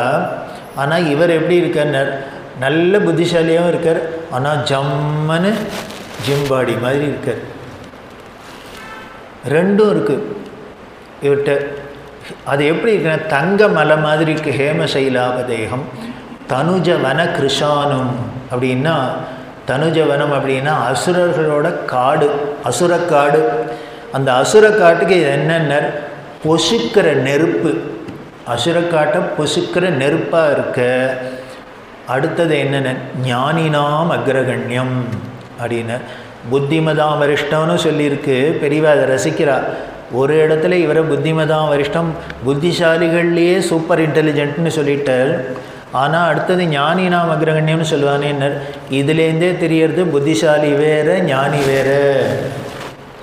வெறும் அகடமிக் நாலேஜ் தான் புத்திசாலி. அந்த படித்தது சுவானுபவமாக அந்த ஆத்மானுபவம் கிடைக்கலன்னா அவன் ஞானி இல்லை. ஆஞ்சநேயர் எப்படி இருக்கார், இந்த படிக்கிறதுலேயும் அகடமிக்லேயும் புத்திசாலியாக இருக்கார், அதில் தலைவராக இருக்கார். அது சுவானுபவத்தில் அனுபவமாக ஞான அடைஞ்சத்துலேயும் ஞானினாம் அக்ரகண்யம். சகல குண நிதானம் அப்படின்னா அத்தனை அனந்த கல்யாண குணங்கிறமே, அத்தனை கல்யாண குணங்களுக்கு இருப்பிடம். அத்தனை கல்யாண குணத்துக்கும் ஒரே அட்ரஸ் என்னென்ன, ஆதார் கார்டு, அந்த மாதிரி தான். அத்தனைக்கும் இருப்பிடமாக இருக்கார். வானரானாம் அதீஷம் அப்படின்னா ரொம்ப அழகான வார்த்தை. வானரங்களுக்கெல்லாம் அடக்கி ஆளற தலைவர் அப்படின்னு. இந்த இடத்துல பெரியவா வியாக்கியானம் பண்ணுறா, வானரானாம் அதீஷம்னா ரெண்டு அர்த்தம். இவர் அத்தனை வானர சேனையும் இவர் கண்ட்ரோலில் வச்சுன்னு அடக்கி ஆண்டார்னு அர்த்தம். இன்னொன்று என்னன்னா, நம்மள்ட்டெல்லாம் இருக்கே மனக்குரங்கு, இந்திரிய குரங்கு, கோணாம்னான்னு இழுத்தனை ஓடுறாப்புல, இத்தனை குரங்கையும் அடக்கி ஆளக்கூடிய கெட்டிக்காரர். வானரானாம் அதீஷம் ரகுபதி வர பிரிய பக்தம் ரகுபதி வர தூதம் வாதஜாதம் நமாமி. அந்த வாயுத்தருக்கு நமஸ்காரம் அப்படின்னு சொல்கிற இந்த ஸ்லோகம் எல்லாமே ராமருக்கு இருக்குது. புத்திர் பலம் யசோதைரியம் நிர்பயத்துவம் அரோகத அஜாட்யம் வாக்பிடுத்தஞ்ச ஹனுமத் ஸ்மரணான்பவேத் பெரியவாசுரா. அவரை ஸ்மரித்த வாழ்க்கை இத்தனையும் வரும்னா அவருக்கு வராதான்னு, அவரை நினைக்கிறவனுக்கே இத்தனையும் கிடச்சிடும்னா. இதில் வேடிக்கை என்னென்ன, எதெல்லாம் லேசில் சேராதோ அத்தனையும் சேர்ந்துடுறது. புத்தி இருந்தால் இது என்ன ஒரே வியாதியாக இருக்கும், இல்லை வியாதி இருந்தால் படிப்பு இருந்தாக்க புத்தி இருக்காது, புத்தி இருந்தால் என்னென்னமோ, இது இருந்தால் செல்வம் இருந்தால் அது இருக்காது, அது இருந்தால் அது இருக்காது. ஆனால் இவர்கிட்ட என்னென்ன எதெல்லாம் சேர முடியாதோ அத்தனையும் சேர்ந்துருக்கு. அப்படி இருக்கிறதெல்லாம் இருந்தால் கூட இந்த ஸ்லோகத்தை நான் ஏன் எடுத்துனேன், அதில் மெயினாக நான் ஒரே ஒரு வார்த்தைக்காக தான் அதை எடுத்துனேன். அது என்னென்ன, ஞானி நாம் அக்ரகண்யம், ஞானிகளில் முதன்மையாக இருக்கிறவரே தலைவரேன்னு சொல்லியிருக்கு. எனக்கு தெரிஞ்சு ஆஞ்சநேயரை இந்த வார்த்தையில் இவர் ஒருத்தரை தவிர வேறு யாரும் சொன்னதாக தெரியல. நானும் எனக்கு தெரிஞ்ச அனுமார் ஸ்லோகத்தெல்லாம் சொல்லி பார்த்துட்டேன். அவர் இனிமேல் புத்தியை கொடுப்பார், அத்தை கொடுப்பார், இத்தை கொடுப்பார்லாம் இருப்பார், ஞானத்தை கொடுப்பார். அந்த ஞானிகள்லேயே வேறு தலைவராக வேறு இருப்பார்னு சொன்னாக்க அப்போ என்னமோ காரணம் இருக்கணும். எதுக்காக இவர் துளசிதாசர் சொன்னான்னு அகிஸ்வரா, துளசிதாசர் ஆஞ்சநேயரோட நேர பேசினவராம். காசியில் உட்காந்து பேசின அந்த மந்திரம்லாம் இருக்குது. அவர் பேசின்னு இருந்ததுனால என்ன பெரியவசரா, இவர் ராமச்சரித்திரம் எழுத போகிறான்னா அவர் பேசாத என்ன பண்ணுவார், இவர் போய் பேச வேண்டாம், அவரே ஓடி வந்துடுவார் பேச. ஏன்னா எத்திர ரகுநாத கீர்த்தனம் தத்திர கிருதமஸ்தகாஞ்சலி அப்படி இவர் பண்ணியிருக்கார். அவர் பண்ணினத்தில் ஞானி நாம் அக்ரகண்யம் அப்படின்னு சொல்லியிருக்கார், ஞானிகளில் தலைவர் அப்படின்னு. அது எதனாலன்னு அப்புறம்தான் பார்த்தேன், ஒரு ஸ்லோகம் கிடச்சிது. என்ன அப்படின்னு, வைதேகி சகிதம் சுரத்ரமதலே ஹைமே மகாமண்டவே மத்தியே புஷ்பகமாசனே மணிமயே வீராசனே சுஸ்திதம் அக்ரே வாச்சேதி பிரபஞ்சனசுதே தத்துவம் முனிபிய பரம் வியாக்கியானம் பரதாதிவி பரிவிரதம் ராமம் பஜே ஷியாமளம்னு ஒரு ஸ்லோகம். அதில் வருது இந்த ஸ்லோகத்துக்கு க்ளூ. அதில் என்னென்ன, ராமருக்கு பட்டாபிஷேகம்லாம் எடுத்து ராமராஜ்யம் பண்ணின்னு இருக்கார். இவர் ஒரு என்ன அவதார நோக்கத்துக்கு வந்தாரோ ராவணாதிவதம்லாம் ஆயிடுத்து. அடுத்தது பிரஜைகளுக்கு எப்படி முன்மாதிரியாக மரியாதா புருஷன் அப்படின்னு, ஒரு ராஜான்னா எப்படி இருக்கணும், ஒரு புள்ளைன்னா எப்படி இருக்கணும், அது மரியாதா புருஷன் அப்படின்னா எல்லாருக்கும் ரோல் மாடலாக இருக்கிறது. எல்லா கேரக்டருக்கும் அத்தனைக்கும் ரோல் மாடல் ராமர் தான். இன்றைக்கும் அயோத்தியாவில் போனால் அங்கே வரவேற்பில் இப்படி மரியாதா புருஷோத்தம் ராம், ரொம்ப அழகான வார்த்தை. அத்தனை பேருக்கும் ரோல் மாடல் இல்லையா, அவனை பார்த்துன்னு தெரிஞ்சுக்கணும் எப்படி இருக்கணும்னு.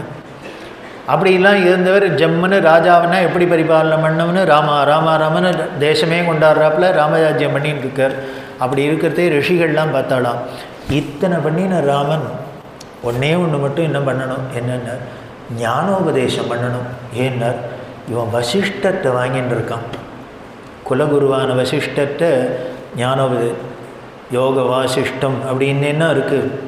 ராமருக்கு வாசிஷ்டர் முழுக்க ஞானத்தை உபதேசம் பண்ணது, ஆத்ம வித்தியை பியோர் அத்வைதம் பண்ணியிருக்காளன்னு. இதை பார்த்தாலும் ரிஷிகள்லாம் இதை ராமர் வாயிலே வாங்கிண்டா நன்னா இருக்குமேனு பார்த்தாலாம். வந்து கேட்கலான்னா இவர் பண்ண மாட்டார். ஏன்னர், ஒரு வயது எல்லாரும் வேத வித்துக்களாக இருக்கிற பிராமணனுக்கு க்ஷத்திரியனான்னு நாம் போய் உபதேசம் பண்ணுறதா, நோ சான்ஸே இல்லைன்னு இவர் ஒதுங்கிடுவார். உடனே நமக்கு தர்மத்தை காமிச்சு.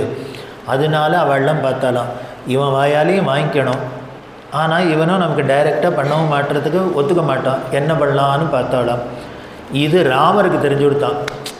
பார்த்தாராம், இத்தனை பண்ணால் இவாளோட ஆசையும் தான் பூர்த்தி பண்ணிக்கலாமேன்னு தோணித்து.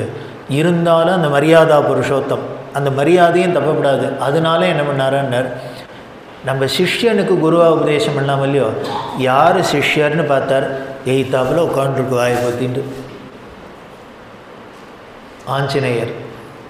ஏன்னா பிரிய தூதம் பிரிய பக்தன்னா நம்பாள் இருக்காய், இவனுக்கு பண்ணுவான், போனால் போகிறது இவனுக்கு பண்ணுறதே அவள் இல்லாமல் கேட்டுக்கட்டும் அப்படின்ட்டு ஆஞ்சநேயருக்கு யோக வாசிஷ்டத்தை தான் நடந்த அந்த ஆத்ம தத்துவத்தை முழுக்க உபதேசம் பண்ணாராம். அப்போ எல்லா ரிஷிகளும் கேட்டுண்டாலாம்.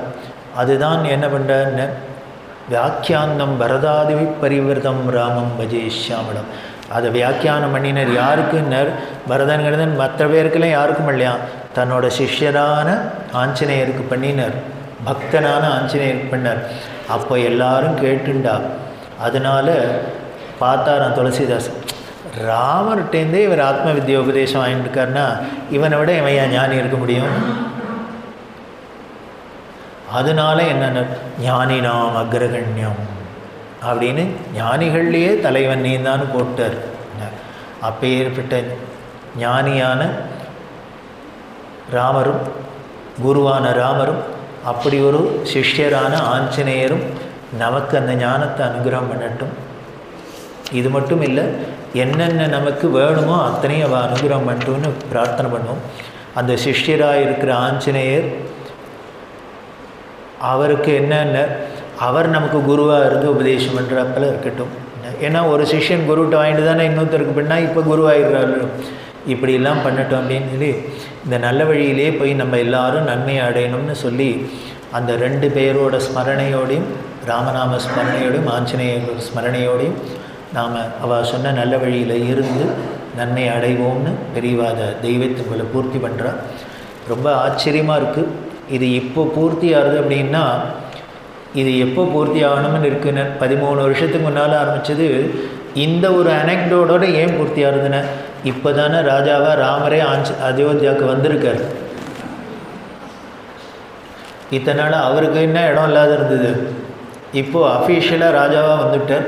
அவர் வந்தது மட்டும் போராது, இனிமேல் தொடர்ந்து இந்த தேசம் சனாதன தர்மம் இருக்கணும், ராமராஜ்யமாகவே இருக்கணும்னு பிரார்த்தனை பண்ணோம். ஏன்னா நேற்றுக்கு எலெக்ஷனே அனௌன்ஸ் பண்ணிட்டா. அதுக்கு ஆஞ்சநேயர் தான் அனுகிரகம் பண்ணும், ராமர் தான் அனுகிரகம் பண்ணும்.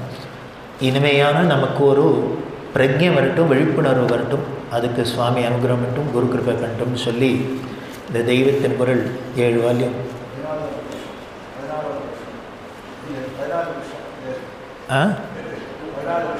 ஆமாம், அவர் வனவாசத்துலேருந்து 14 வருஷம். இது ஆரம்பித்து 14 வருஷம் ஆகுது. இந்த தெய்வத்தின் குரல் மாதம் மந்த்லி சத்சங்கம் ஆரம்பித்து 14 வருஷம் ஆகுது. அது என்னமோ ராமருக்கும் 14க்கும் ஏதோ தொடர்பு போல் இருக்குது. எல்லாமே இது எதுவுமே நம்ம பிளான் பண்ணலை, இது எல்லாமே தானே நடக்கிறது, கிருபையில் நடக்கிறதுன்னு தெரியுது. அப்படி இருக்கிற அந்த தெய்வத்துக்குள்ளே எல்லாரும் ஏதோ முடிஞ்சுடுத்தோ அப்படின்னு இல்லை, எல்லாரும் பாராயணம் பண்ணுங்க, படிங்க, தனியாக உட்காந்து ரசித்து படித்து பாருங்க, மனசு தானே கரையும். அப்படி தான் பெரியவா தாபத்தோடு கொட்டியிருக்கா. அதுதான் பிரசாதம் நமக்கு. அப்படி சொல்லுவோம். கணபதியும் கை கொடுக்க, வான்நதியாய் பெருக்கெடுக்க, குணநிதியாம் குருமணியின் தெய்வத்தின் குரல் கிடைக்க, அணியனவே செந்தமிழும் அகம் மகிழ வீற்றிருக்க, துணிவுடனே அறநெறியும் பீடநடை போடுதம்மா, ஆக்கட்டும் அறவழியில் அடியவர்கள் வாழ்வதனை, நீக்கட்டும் மனமாசை சத்குருவின் அருளாசி, சேர்க்கட்டும் பெரியவரின் பதமலரில் எனதாசை, திக்கட்டும் ஒலிக்கட்டும் தெய்வத்தின் குரலோசை, உய்யவே ஒரு வழி உலகினிலே தான் உண்டு, மெய்தவ வேந்தன் காஞ்சிமா முனி சொன்ன தெய்வத்தின் குரலதனை அனுதினமும் தான் ஓத, மெய்மையின் வழி நின்று பெருவீடு பெறலாமே, மோனகுரு தெய்வத்தின் குரலதனை தான் படிக்க, ஞானமே தான் பெருகும், வாழ்வதுவும் தான் சிறக்கும், தானந்த பொருளென்னும் தத்துவம் தான் விளங்கி, ஆனந்த நிலைதனிலே அனைவரையும் தான் சேர்க்கும், காஞ்சி மாமுனி கனிவாய் குரல் மழை, கொஞ்சம் தமிழுக்கு வாய்த்த பொருள் மழை, விஞ்ச வேறில்லை மற்றவர் சொல்மழை, நெஞ்சில் பதிப்பவர்க்கு என்றும் அருள்மழை. இப்படி ஒரு 14 வருஷம் தொடர்ந்து இது நடக்கணும் அப்படிங்கிறதுக்கு பெரியவாளோட சங்கல்பம், அந்த குரு கிருபை நமக்கு கிடைச்சிது. அதுக்கு முக்கிய காரணம் கணேசன் மாமா. அவர்தான் ரொம்ப ஒரு முயற்சி எடுத்து, அவரும் அவருக்கு குடும்பமும் வாண்ணா சோமு வாழலாம் சேர்ந்துட்டு இதை பண்ணணும் அப்படின்னு ஒரு சங்கல்பத்தில் இருந்து அது விடாத நம்ம இந்த காஞ்சி மடத்திலேயே நடக்கிறதுக்கு முக்கிய காரணம் நம்ம கணபாட்டிகள் மாமா.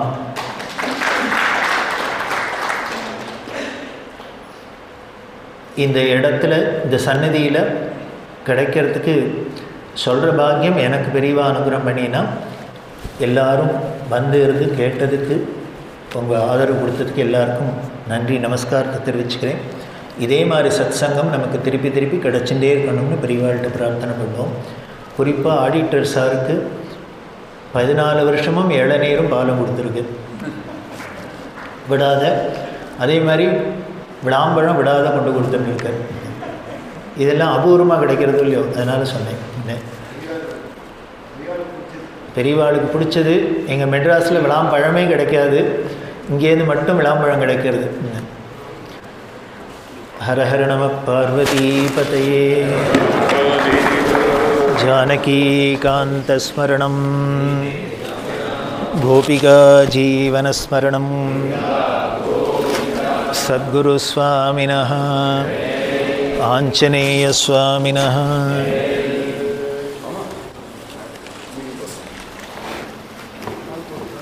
ஆமாம், கையில் கொடுத்துருங்க. இன்னைக்கு ஒரு நாளைக்கு தான் அவருக்கு போடணும். கொடுங்கோ, நீங்கள் கொடுங்க சார். இல்லை கொடுங்க சார், அதை நாங்கள் சொன்னது நீங்கள் கேட்கணும்.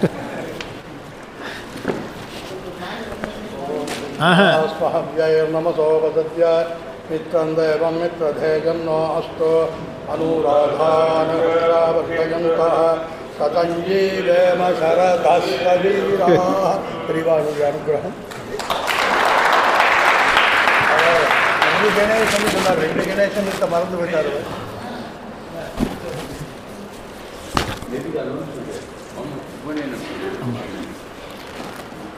ஏப்ரல் 21 எப்பொழுதும் வருஷா வருஷம் நடக்கிற சமஷ்டி உபநயனம் 20 பூர்வாங்கங்கள்லாம் இருக்குது. அதனால் ஏப்ரல் 20, 21 உபநயனம் இங்கே நடக்கிறது, சமஷ்டி உபநயனம். எல்லாரும் வந்து கலந்துக்கணும், அதுக்கு தரிசனம் பண்ணும் பிரார்த்தனை பண்ணிக்கிறோம். ராம் ராம். இந்த ப்ரோக்ராம் இதோட முடியல, அடுத்த சகாப்தம் ஆரம்பம். மேபி இன்னொரு ஃபியூ மந்த்ஸில் மாமா பிரகாரம் அது ஒரு பெரிய டாப்பிக்கை வச்சுட்டு இருக்காரு. மகாபெரிவாலும் 100 வருஷம் அப்படின்ற மாதிரியா? ஆமாம், அது மகாபெரிவாலும் 100 வருஷம்ன்றது ஒரு பெரிய டாபிக். அது இந்த மாதிரி வருஷக்கணக்கில் சொல்கிறதுக்கு நிறைய விஷயங்கள் இருக்குது. அதுவும் மேபி இன்னொரு கப்புள் ஆஃப் மந்த்ஸில் மாமாவோட சொல்லிய பிரகாரம் அதுவும் ஆரம்பம் ஆகிடும். ஆனால் இந்த முடிவுன்னு எடுத்துக்காது, அது சின்ன வெக்கேஷன் மாதிரி, ஒரு ஃபியூ மந்த்ஸ் வெக்கேஷன், அப்புறம் இது ரீஸ்டார்ட் வெக்கேஷன்.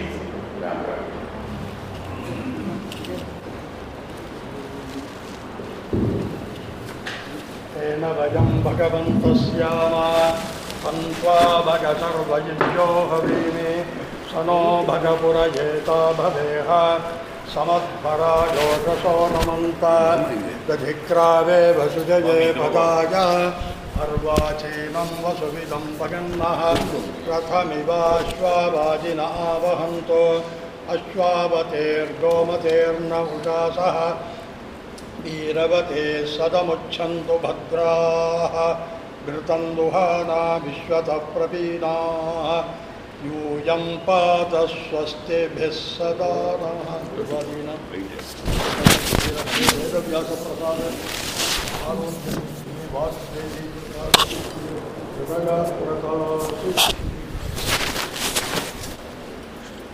धर्मः उत्तरोत्तराभिवृद्धिरस्तु. முதல்ல 2000 வருஷத்தில் மகாபலிபுரத்தில் தான் முதல்ல சொல்லலாம்.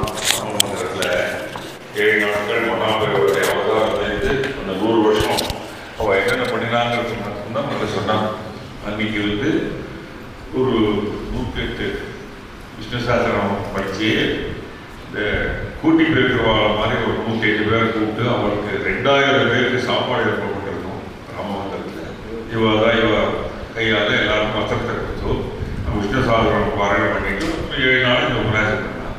அதுக்கப்புறம் தான் இப்படி பண்ணணும்னு தோணி 2010 வருஷம் ஆகஸ்ட் மாதம் 19, 20 ஆரம்பிச்சது இந்த விழா தெய்வத்தின் புகழ்.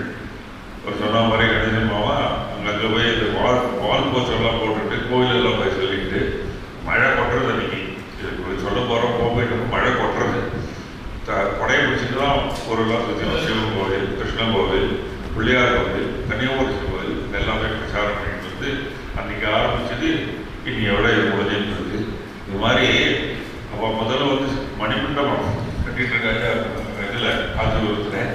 அதில் ஒரு ட்ரஸ்டியாரோ எனக்கு தெரியாது, அந்த குரூப்பில் விட்டு அவள் தான் சேர்த்து வருவாள். அப்போ தான் அவனுக்கு தெரிஞ்சது இது மாதிரி மகாபலிவா சரித்திரை அவள் சொல்லுவான்னு சொன்னாங்க. திடீர்னு கூப்பிட்டு 2000 ராம மந்திரத்தில் இவளுடைய உபன்யாசத்தை வச்சு நிறைய அப்பெல்லாம் வந்து ராம மந்திரத்தில் இடமே இருக்காங்க பார்க்க. இப்போ எல்லாரும் பயப்படுறா, வெளியில் வரக்கே பயப்படுறா. டிவி வந்துட்டு இருக்கு, அதில் எல்லாமே எப்படின்னா ஏதோ ஒரு யூடியூப்னு ஒன்று இருக்கு. அதனால் அது காலை 6 மணிக்கு முடிஞ்சா ராத்திரி 10 மணி வரைக்கும் அது நான் பார்த்துட்டேன். இன்னொன்று முதல்ல இந்த அபிவாதனம்னு தான் ஆரம்பிச்சா இன்னைக்கு. அதை உத்தேசம் பண்ணி தான் இந்த சமிஷ்டி உபநயனம் பண்ணிட்டு இருக்கிறது. எல்லாத்துக்கும் ஒவ்வொரு ரிலேஷனாக வந்து இருக்கு. இப்போ அகோபலியோட சுவாமிகள் வந்திருந்தார். அகோபலியோட ஜிஆர் 46வது ஜிஆர் இங்கே வந்திருந்தார். பெங்களூரில் நேற்று தான் கிளம்பிருப்பாங்க. அவளுக்கு பூணல் பண்ணி வச்சதே மகாபலிவா. அந்த சரித்திரம் உங்களுக்கெல்லாம் தெரியுமோ தெரியாது. பூணல் போட்டோம்னா அவள் அப்பா வந்து ரொம்ப கஷ்டத்தில் இருக்காளாம். ரொம்ப கஷ்டப்பட்டு இருக்க காலத்தில் பூணல் போட்டோம்னா 4-5 மடத்துக்கு ஏறி கடைசியில் காஞ்சிபுரத்தில் போய் காஞ்சிபுரத்தில் தெளிவா வர சொல்லி பூணல் போட்டு அவளை சம்ஸ்கிருத வித்வானம் பண்ணி ஒரு பெரிய தனபாடிகளாக பண்ணி கும்பகோணத்தில் பாடசாலையில் அத்தியாபகராக பண்ணி வச்சு இன்னைக்கு சுவாமிகளாக உட்காந்துருக்கார். ஃபாரின் போகிறதுக்கு வந்து சான்ஸ் கிடைச்சது. பெரியவா அப்பா சொன்னானா பெரியவா சொல்லாமல் போகக்கூடாது, பெரியவாட்ட போக முடியாது. பெரியவாட்ட போய் வந்தனம் பண்ணதுமே உனக்கு வேற இடம் காத்துட்டு இருக்கா, இங்கே போக வேண்டிய அவசியம் இல்லைன்றதை 47வது வீடமாக பகுபலியோட சுவாமிகளாக உட்காந்துருக்காங்கக்கா. அவளோட கிருப்பை எவ்வளோ இருக்கோ அப்படின்னு அந்த அபிவாதனம் அப்படிங்கிற காப்பி தான் இன்னைக்கு ஆரம்பிச்சா. நேற்றுக்கு தான் அந்த விஷயம் தெரிஞ்சது. ஏன்னா போன வாரம் அவளுக்கு பார்த்துட்டு அவள்கிட்ட போயிட்டு ஒரு நபர் தெரிஞ்சது. கரெக்டாக நம்மளும் இங்கே இந்த கடந்த ஒரு 5-6 வருஷமா சமிஷ்டி உபநயனம் நடந்தது. இந்த குழந்தைகளை மாத்திரம் தாயார் வாழ்க்கையில தான் இருக்கு. சன்னியாசனம் பண்ண சொல்ல வேண்டிய கடமை தாய்மார்களுக்கு தான் உண்டு. அவள் சொன்னாதான் பண்ணுவோம், நம்ம சொல்லி பண்ண மாட்டோம். தாயார்கள் சொன்னாள்னா நிச்சயமா சன்னியாசனம் விட்டாள்னா நமக்கு ஒரு பிரயோஜனமும் கிடையாது. இன்னைக்கு அதை கூட ஒரு இதில் பார்த்தேன், யூடியூப் இதுலையோ தாமோதர தீட்சிதர் அப்புறம் இன்னும் யாரோ 3 பேர் சொல்கிறாங்க. ஒரு அனந்த பத்மநாபாச்சா இவட சொல்கிறாங்க, சன்னியாசனம் பண்ணாமல் பண்ணின காரியம் வியர்த்தம், பிரயோஜனமே இல்லை.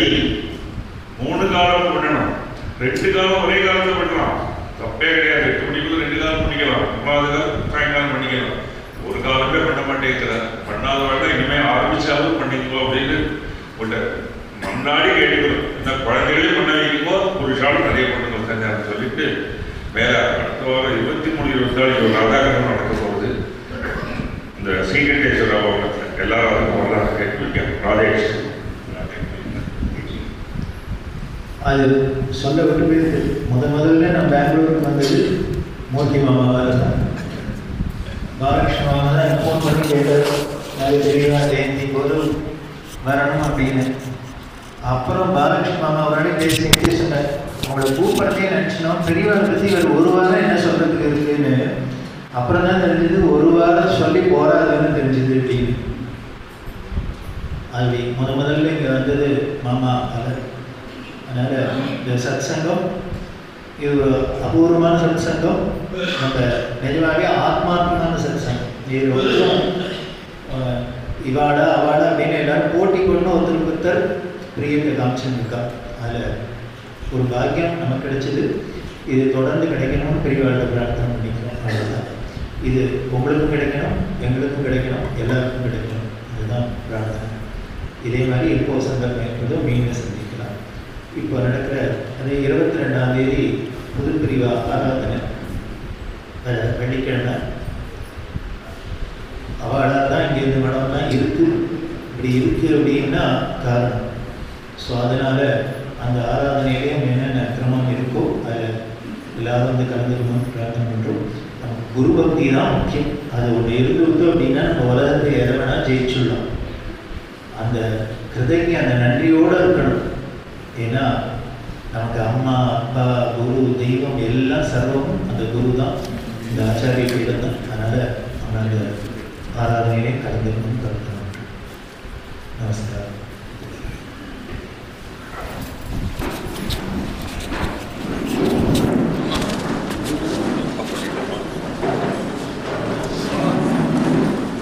Último más.